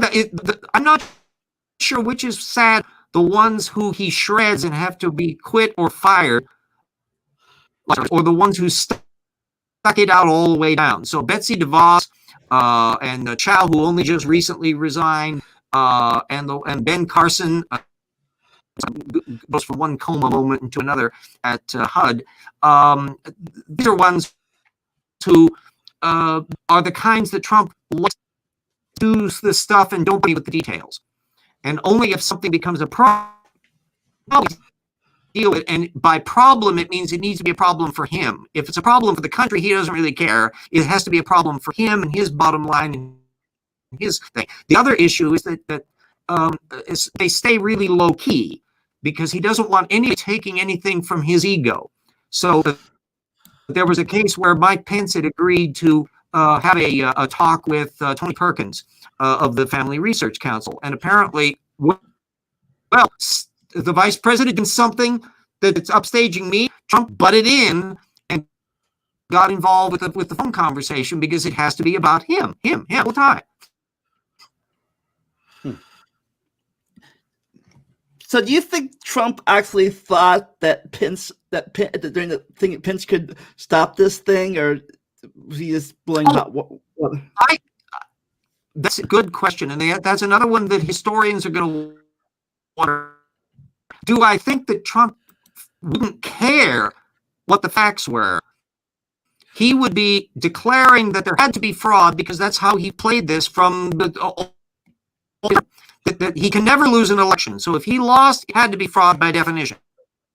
And then, well, there were constitutional bits. If the various enough states electors certain, then theoretically it is constitutional for there to have been a disagreement with the electoral vote be put to Congress. And since states vote by state, not each the same amount of things, that majority, and both Senate and House have to play a role, that there would be enough conservatives out there that they could override the election and put Trump in by that kind of a vote. In the same way have you ever counted up actually voted for the various Supreme Court nominees that Trump is? It turns out that they represent only about 40% of the population of the United States. But they have enough Senate votes to be able to confirm that. So votes on that were from a minority population because they got the weight from the fact that Wyoming has senators and the upteen people in New York or California have only 2 senators. So they have equal votes in that. Whether or not Trump has finally gotten to be Hitler delusional down in the food bunker, I don't know. Because he can talk himself into thinking stuff. He's like a Rorschach blot of whatever he's been seeing whatever he sees on Fox, Trump, Pravda, or whatever, he absorbs that and it becomes what reality is. So there is a possibility that it's gotten to the point where he's actually started to believe what Rudy tells him on the telephone call. Yeah. And in that case, genuinely delusional. I don't know if this is me, but I thought it was personally kind of funny that I guess maybe Trump thought that since he pointed 3 Supreme Court justices they sided with him on the thing, but then they didn't even acknowledge the Texas. Oh, he was furious, because if there's one thing a corrupt bully like Trump is annoyed with, is not getting the payback. He will dump on. Look how he turned on Attorney General, what's his name, the first one in there, little Keebler elf guy. That he turned on him when he refused to kowtow to him.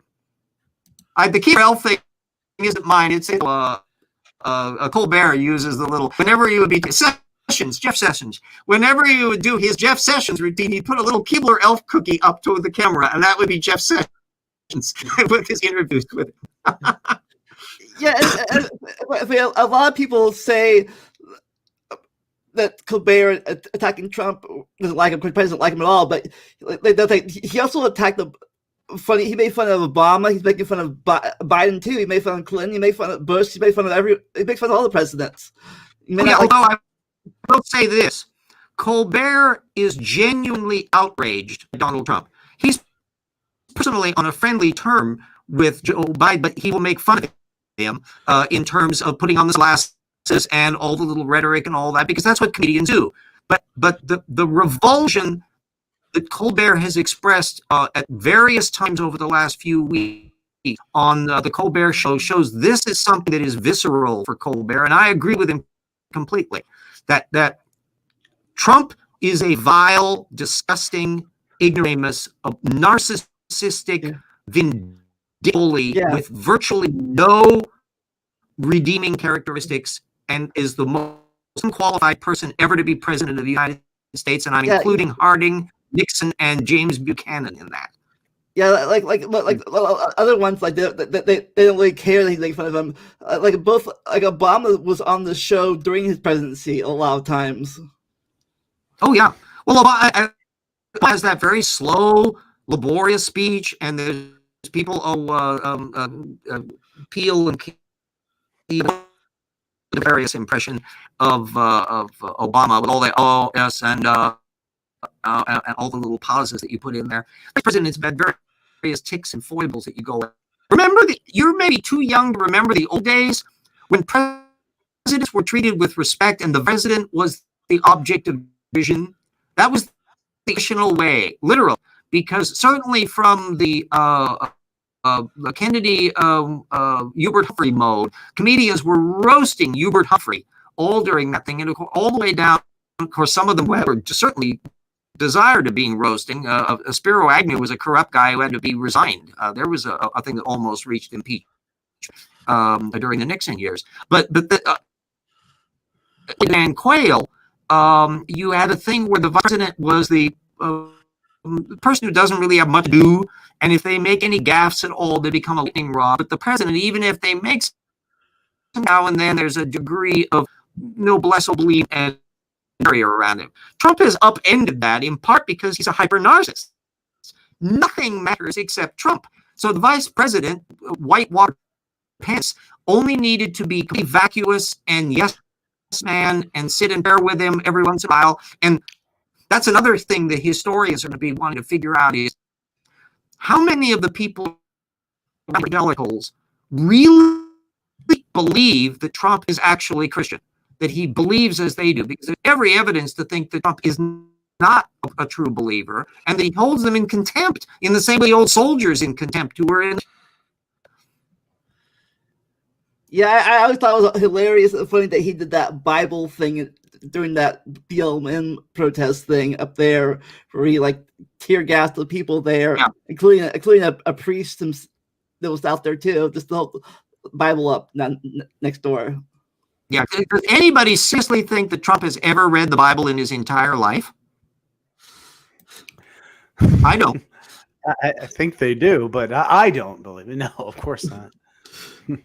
Well, first off, a thing to remember about Trump is there's a good case to be dyslexic. And he was an undiagnosed dyslexic as a kid, overcompensated. He has the vocabulary of a not terribly bright 8-year-old to begin with. But the fact that's why he has such trouble things longer than a few briefings, because he probably has serious reading problems. And that's why his tongue gets tangled up in weird words and all the rest of it.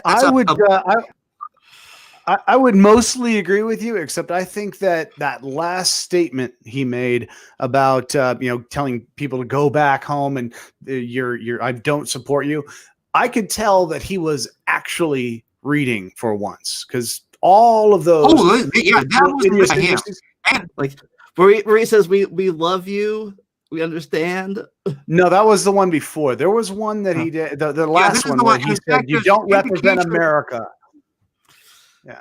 That Trump was furious he had to do it, and that he didn't really believe it, and he was wanting to distance himself from it. I think what happened. Any tweet of his coherent and not rambling and not overloaded with all caps suggested it wasn't written. It was written by an aide. Well, yeah, I wasn't. Obviously, somebody else is going to write it. I listen to what some of these congressmen say. Their prepared statements are usually pretty damn masterful for what they are. I'm always impressed by that. But I do have another question for you, RJ. Can I ask you this one? This is about the impeachment process. You've been talking about it. I was wondering, is the Supreme Court going to have to be involved? This Supreme Court that is, mostly Republican now, I guess. Oh, no. Are they going to have to be? I have two questions. Are they going to be a part of it? Number two, will they delay things enough that that might not even get him impeached before the presidency ends? We've already gone through this. It's a constitutional process that's on autopilot. That once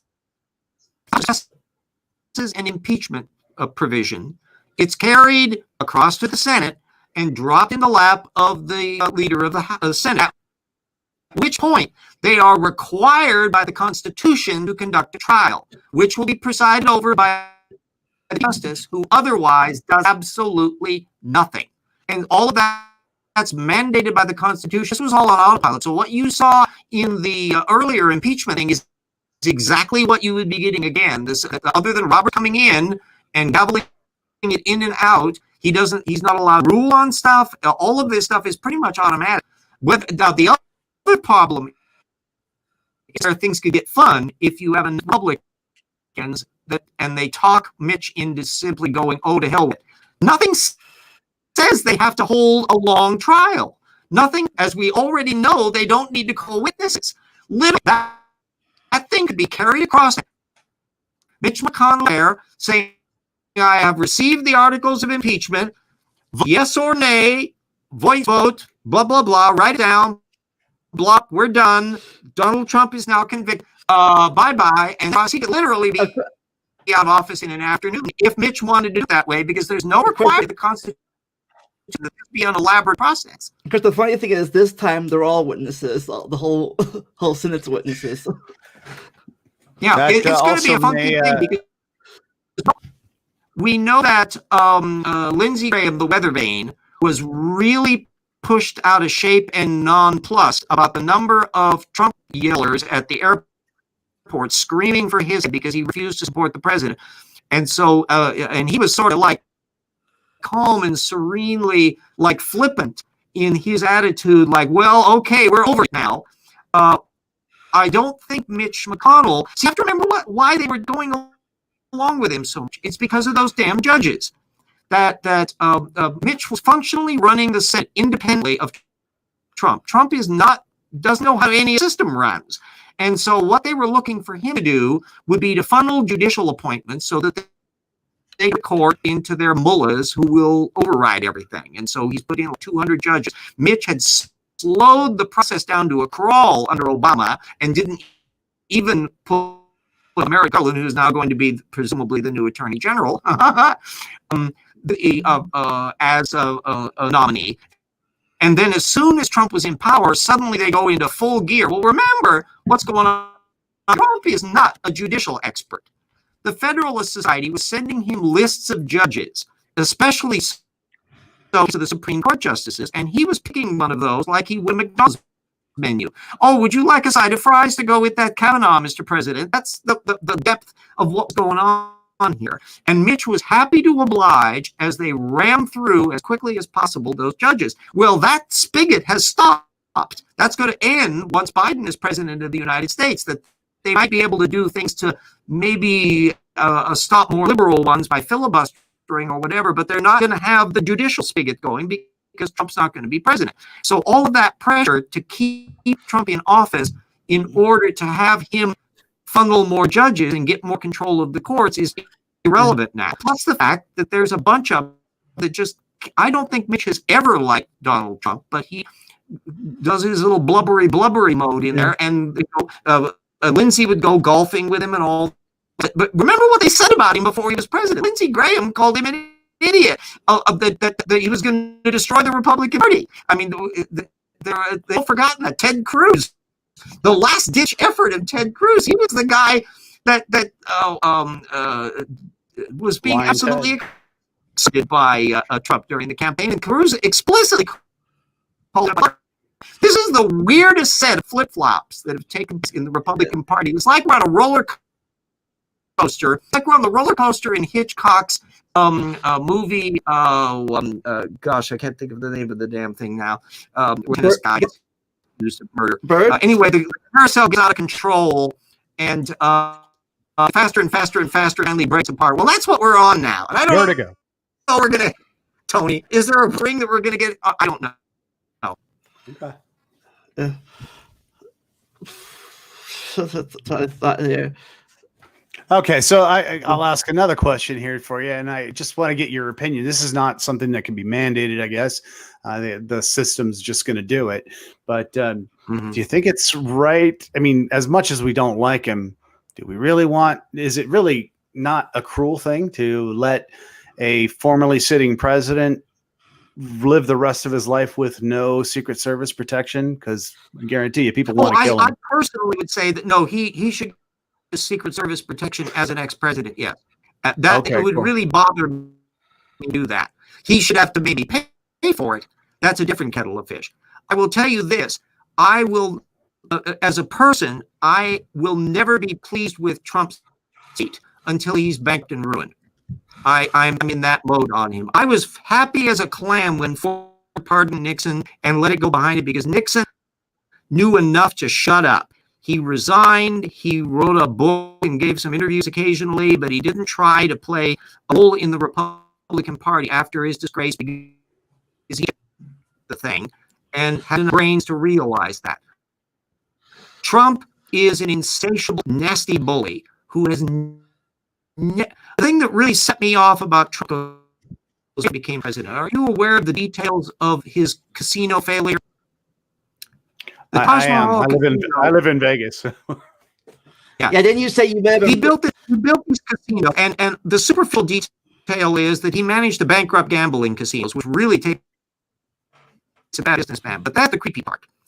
There was a reporter who actually reported all about the problems that these casinos were facing. They were over budgeted, they had too much debt load, he was overestimating the business environment in Atlantic City, blah, blah, blah. Trump went ballistic. He pressured the magazine editor to fire this guy unless he repented and changed his statement. The guy would not do it, and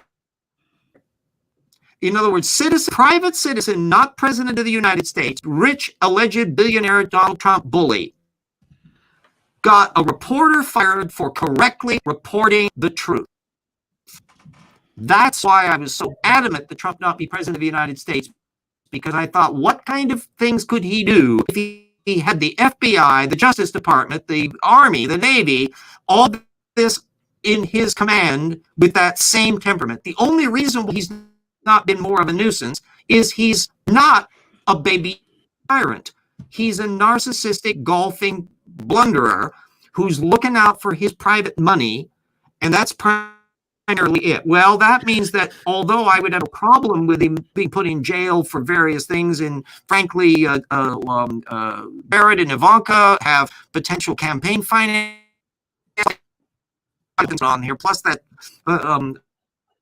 election to do in Georgia that could actually affect Trump. But will work out as it is. Independent of that, I want him to have one final bankruptcy from which he never recovers. So the thing he values most in his brand and his millions or billions, that's him a long life. I wanted to live as long as Herbert Hoover. And so he really gets to enjoy his climb. Yeah. RJ, if I ever piss you off, can you give me a chance to apologize first? I am a tolerant fellow because I never wished this on Nixon. I didn't wish this on like a Warren Harding, who was a slob and corrupt jerk. But of course, he dropped dead in 1923, so we didn't have to worry about all that. And he was actually a governor.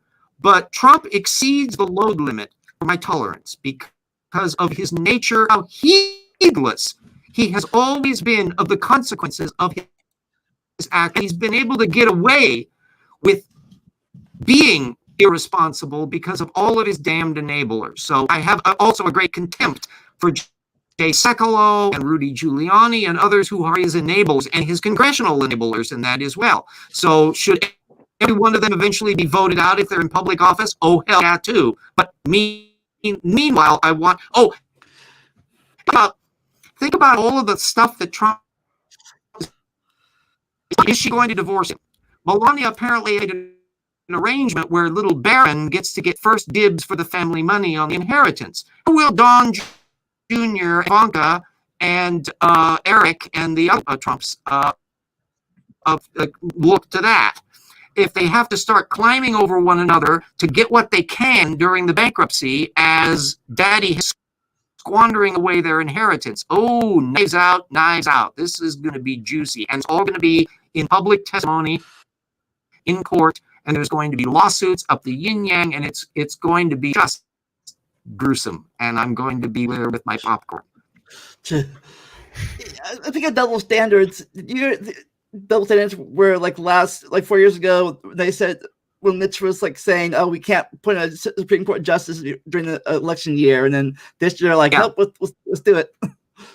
Yeah, the only reason why Graham didn't get a whiplash on that one is because he's been on the weather vane all that time, where he literally said, "If anybody thinks that we shouldn't be doing this again next time around, then you use my own words against me." And then he immediately reverses his position and won't let you use his words against him. I mean, it was just blatant.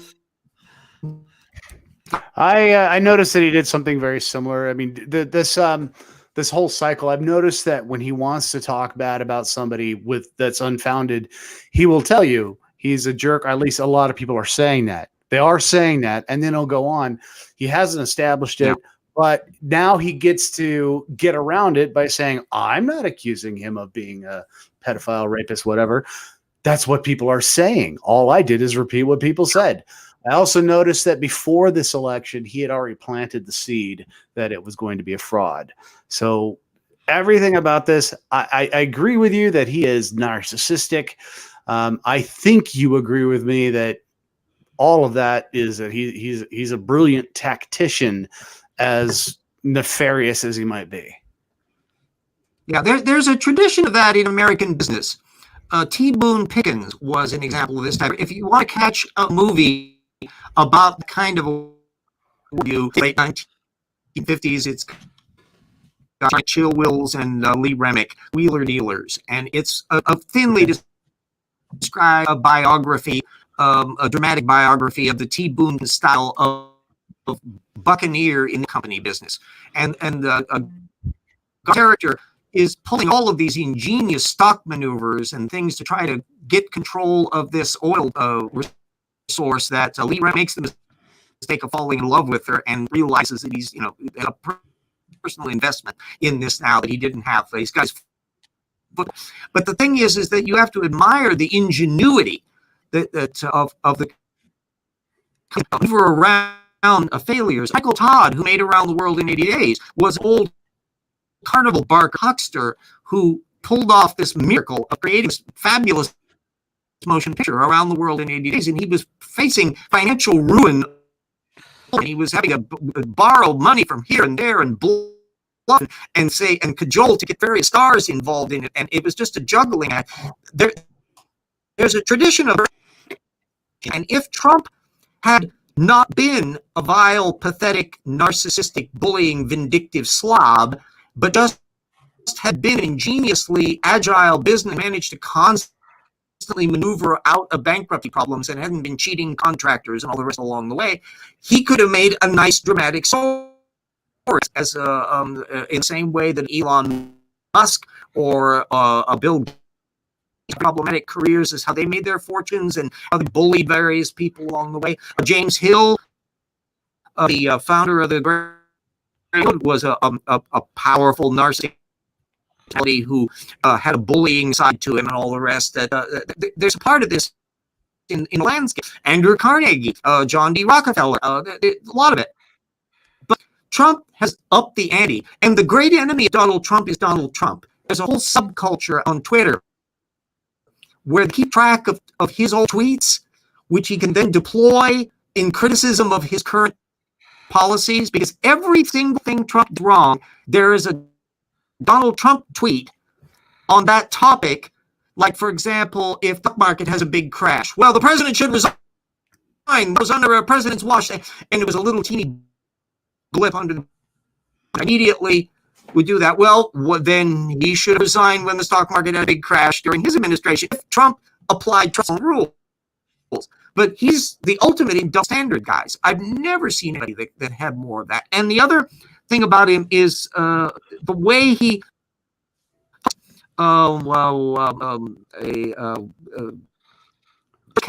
has done a hilarious parody of that style early on in his administration.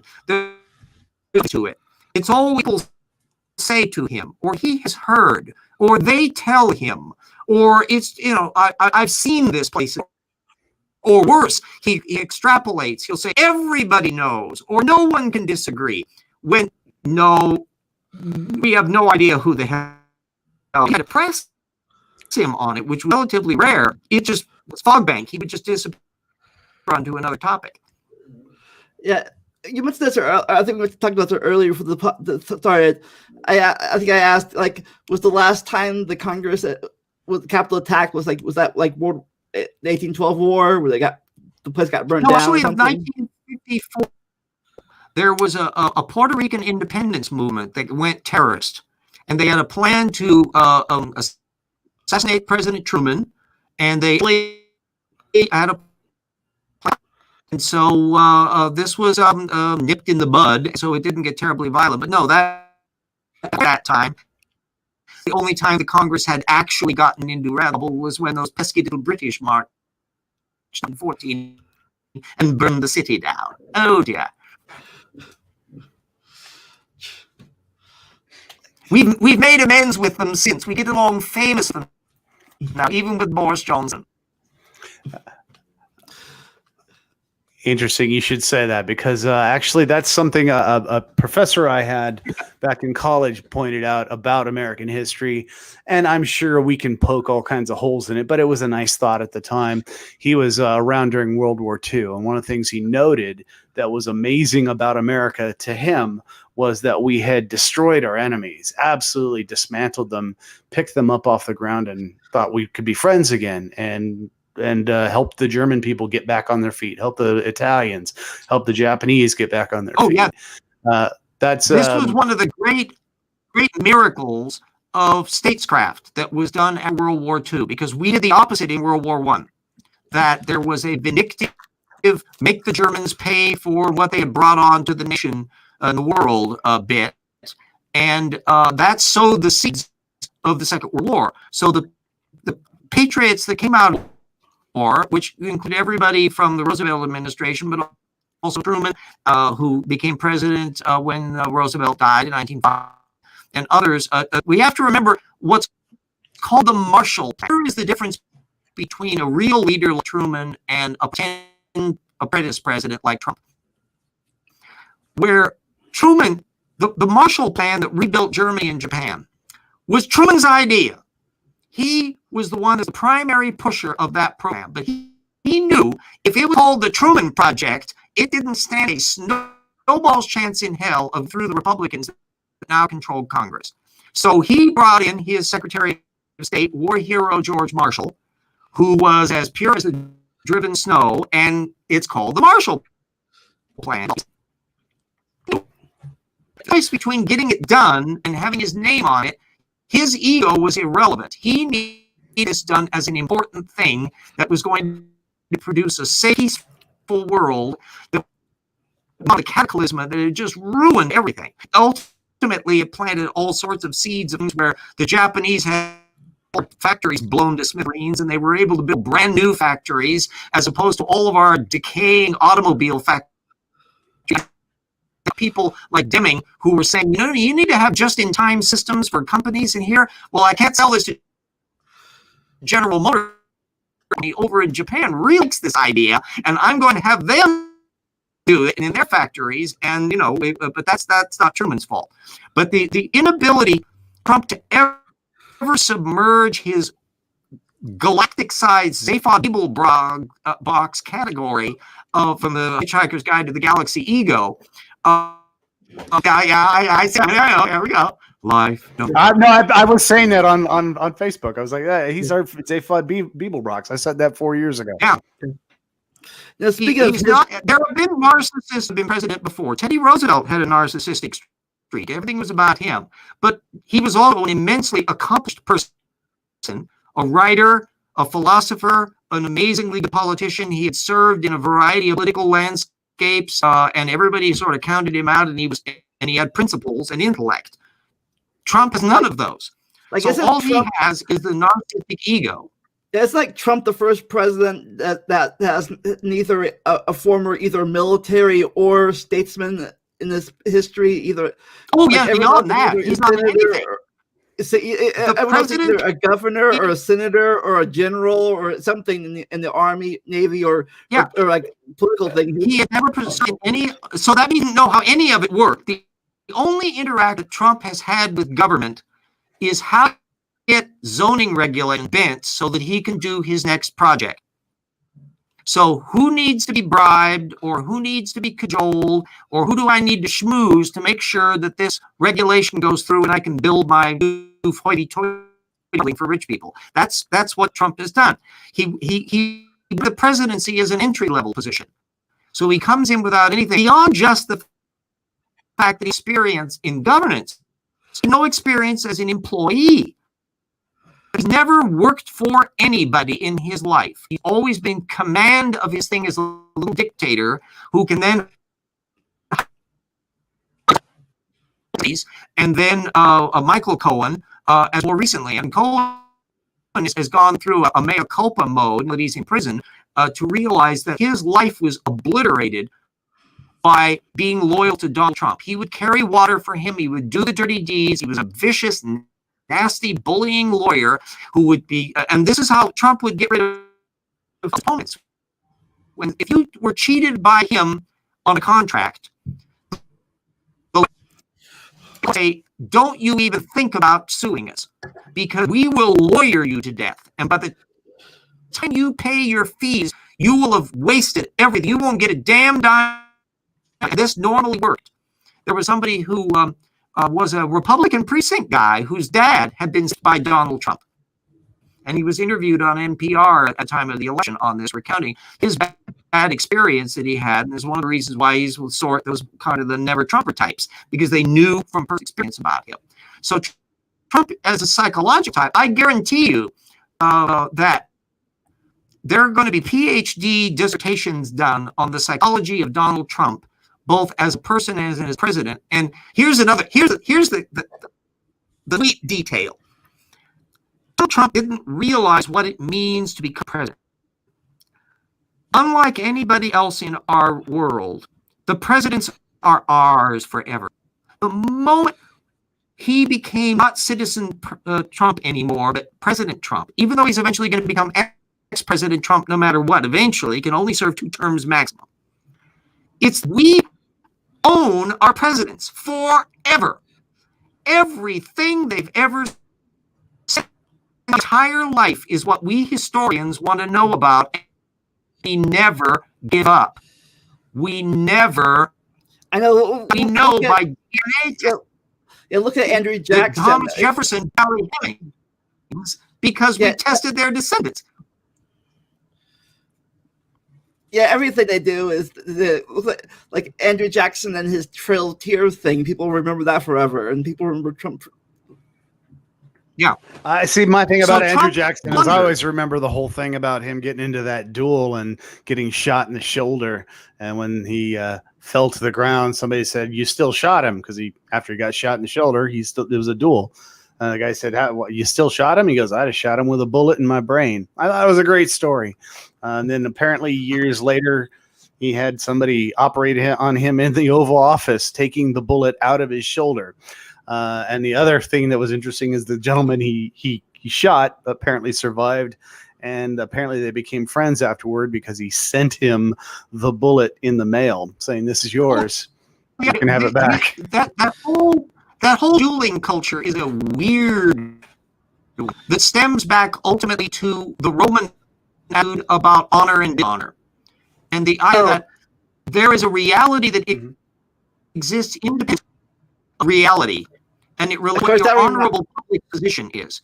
And so this was something. Oh yeah, jump in. Yeah, you say, Joel, that reminds me of that convention a few years ago where that storming guy challenged that guy to a duel. Like, it was like a challenge to a duel. Remember that? Zeller or something like that? Ziegler? Yeah. It's a very Southern attitude. Both Alexis de Tocqueville and Benjamin Franklin, just as who didn't live in the South, de Tocqueville because he was French, and Ben Franklin from Philadelphia, really couldn't understand what it meant in the dueling culture. And the whole point was that it's all about honor, and it relates to the same thing you find in gang cultures this day. It's that you must not be dissed. And so if you love something, there was a famous case of a guy, somebody had called his wife ugly, and the guy the husband challenged him to a duel for him. And whether his wife was ugly or not, that was irrelevant. Yeah. I think we called her ugly. It wasn't Miller. So he had to retract the law. Yeah. But wasn't like Miller? Another thing is that real fast. Wasn't like Miller one of those holdouts you talked about earlier that was really Republican but still kept the Democrat title on his name or something? Well, there's a long tradition of ones that parties over time. Relatively few, however. Most of the time, people get into a party framework and they pretty much stay there most of their life. A lot of the old Southern racists never left the party and stayed there down to their dying days. Even though Southerners became Republicans, it was the new generation that flipped over. So generally speaking, since we have party categories since the 1860s, that the likelihood that those are going to continue to be the case, it's very difficult for parties to get traction in the United States. Unless you're in a society that has a parliamentary system where multi-parties become kind of natural, you will tend to have the two-party system because we have a presidential system rather than a parliamentary mode. Why didn't we get a parliamentary system after? Because we don't like, at the time we were trying to go far away from Britain as we could. Is that why we didn't go parliamentary back in the Constitution days? But we kind of took our way into a system. Madison, who worked out a lot of the idea of checks and balances in structure. And so the idea that a parliamentary system, the head of the parliament is the prime minister. They're the ones coming the government. In order to separate powers, you have to have something independent of that. So that's why they went to that mode. You have the and it's, here's the point. Whatever system come up with, somebody's going to try to game it. And that's true of absolutely anything. No procedural thing can protect you from venal people or down in ethics. So you got to have we got a republic if we can keep it. That it's up to us to do it. We have to retain the standards. We have to maintain the tradition year by year, decade by decade, century by century. No autopilot here. You do it just, well, we're following the rules, because that was the thing with Romans. Getting back to that whole bit about the Roman idea of honor and structure, that you could do anything but what you appear to do needed to be appropriate. So they could kill you and have affairs and do all sorts of stuff, but what publicly is all that mattered. And so the Roman Republic never disappeared under the empire. And it stayed, there was a Senate, even in the Byzantine Empire in 1453. They didn't do anything. They were completely useless. They were a rubber stamp nothing. But they were still technically a republic with a first citizen emperor who was in fact by that right Christian autocrat. That there's no procedural system that will do it. The same thing with why I've never been a great fan of a law out of things. Because McCain-Feingold, these various things have been put up over the years because people figure out how to get around them. Theoretically, my representative here, Kathy McMorris Rogers, has been in favor of public disclosure on PACs, although I don't know that she's ever actually. But my view, although people will be able to figure out ways to get their political will, one way or the other. No matter what system you come up with, somebody's going to figure out how to game it. So the idea is to have disclosure, that where you can't do it secretly, that you can give how much money you want to your bloody PAC, but it's got to be public. You name on it. You can be able to trace who it is. And then you're now up to public approbation, because so much of what goes on in the Trump support network and to some extent in liberal networks and various others go on behind the doors, in secret. Money flows around, only percolate into where you see the ad on television, sponsored by the blog, that you have to go, who the hell are those people? That kind of a system of fog bank is where potential tyrannies and information storage and misrepresentation come into play. And that, again, measures how many of the people involved are Tortugas and how high can a Tortugan rise within the system without being called out. If you get too many of them up in too many spots or get one at the top, Trump shows how quickly things can go off the rails if you are in high office. Yeah. All right. On that note, the fact that we end up, for me on Tortugan, I'm happy. I've got to get going, so I appreciate the time, guys. It's been great talking. We should wrap it up too. Before we go, I hope we help kill some good hours here. Yeah. Before you go, Tony, how's your progress on your next episode coming along? Is it coming? Oh, the next one's going to be done by the end of the month. It'll actually be Academic Squelching Part 3. And this time I'm going to go out in detail about Mark Armitage and all that happened before and after his being ousted from the university, so to speak. I've got a lot of details on that. And then after that, I've got a few others. But yeah, I mean, for some reason, once I decided I didn't want to do this for every day anymore, suddenly I got ideas. I don't know what happened.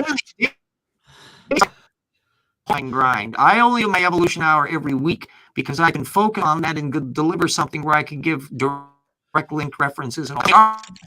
Aware of the idea that Triceratops horn maybe wasn't even a Triceratops horn that he found. Yes, and actually the fact that we can't ever examine it because according to him it's been destroyed is rather convenient. Yeah, isn't that sweet? If you've actually watched a lot of his videos, you're probably well aware of the fact that God, he's an arrogant prick. Oh yeah, I've talked. Yeah, well, I did an episode on Mary Schweitzer's T-Rex femur, and of course he chimed in at the end, and I did say something a little extreme. I actually said that creationists are standing on the sideline doing nothing while the real scientists work, and of course he comes in saying, "Well, I'm a creationist." Like, okay. So I really should have restated that. And I did kind of restate it in another episode, but I mean, he called me out on that. I talked to him for a little while. Yeah, he was an arrogant prick, but I couldn't. I don't think you back off much from that, Tony, because I measure this in my TIP project. Is that there's been roughly 100 creationists who have been published in regular science literature. Absolutely none of them can be thought of as terribly important in their fields, and that I can't think of any major discovery in ontology, for example, that's owed to a creation. And for all practical purposes, they just don't do any of the work. Yeah. And RJ, how's your next book coming along? Jackson and I will be doing in earnest this year after things warm up and my mind develops. And remember, I have a third book. I have just 2 science books, but there's you got the rocks for there. What do you think of that, Tony? Dude, what the hell? This looks like a book you wrote. Yeah, look how thick that is. Oh my God. No, it is. Here's the thing. I was reading this book, and your personality and Jackson's personality come out a lot in this book. Yeah. The way you say things, I'm enjoying it because I'm hearing you guys say this in your actual voices, and it makes me laugh. I love it. And informative. Yes. So anybody just a stick. Yeah, but keeping in James Downard's or RJ's Downard's style, this is a verbose book. But if you don't find the details that you need, then it's only because it hasn't been published yet. I didn't realize how thick that book actually was. I got the e-book version of it, but I never realized how thick that book is. Looking on camera. Yeah, we had to scrunch the bibliography down by print size. The reason why the print size is so small is if I didn't do that, it exceeded the limit of what we could get physically printed at Amazon. Well, here's an interesting thing. I actually, as you might have heard, people have been talking to me about putting a book out, and I'm actually going to do that. I don't really care to charge for it, but I will have to with the hardcover version of it or with a hard copy of it. But and if you go through that create space mode and that in the Kindle, you decide what the price is. Yeah, that's fine with me. But what I noticed is I'm like, this is a long ass book. And then when I started doing mine, I realized after over 100 episodes now that, I'm probably going to be at least 800 pages just by that. So we hit a stage where I thought, oh my God, this thing is going to be massive. We're going to have to do this in 2 volumes. It isn't going to work otherwise. Mark Gardner, the old science writer guy, gave a great word to writers. He says, you know how little you know about a subject start writing a book about it. Yeah, I That just, what Yeah. passes for yeah, I like just, a general article. In order to do a book, you have a higher standards of dealing with issues and the documentation. And boy, you will discover, holy shit, I need to learn more of this before I can get the book done.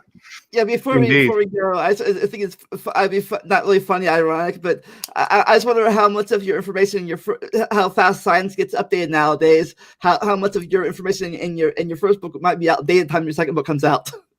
Oh, I don't think any of it would be outdated because we're damn careful. Okay. But there will be new information that comes along, and all that's going to be in the volume too, because we've been keeping track of the first chapter of the new book will be the update of what has come along on the various topics that we brought. I am pretty damn careful in my own regards that the bird digit issue about how dinosaurs differ supposedly in their digit structure in their hands, and how that was seeming for it. I was seeing that there was a good chance that a frame shift was involved in that when I was writing back in 2004, and the decade since they've experimentally verified all of that. So, you know, if you make a point of always knowing about what the data are, and if something is an uncertain issue, don't. And that pretty much puts you on safe turf of where you don't over the thing. That's why I've been such a big persnickety person on origins or bust issues, and to not pretend that the system has been resolved, at the same time not shy away. We found out an awful lot of stuff that make any religious arguments for original life not very relevant. Well, everyone, hope everyone out there stays safe in this turbulent time. Never stop learning and enjoy the randomness. I'll see you all Tuesday for my music app episode. Bye. Bye.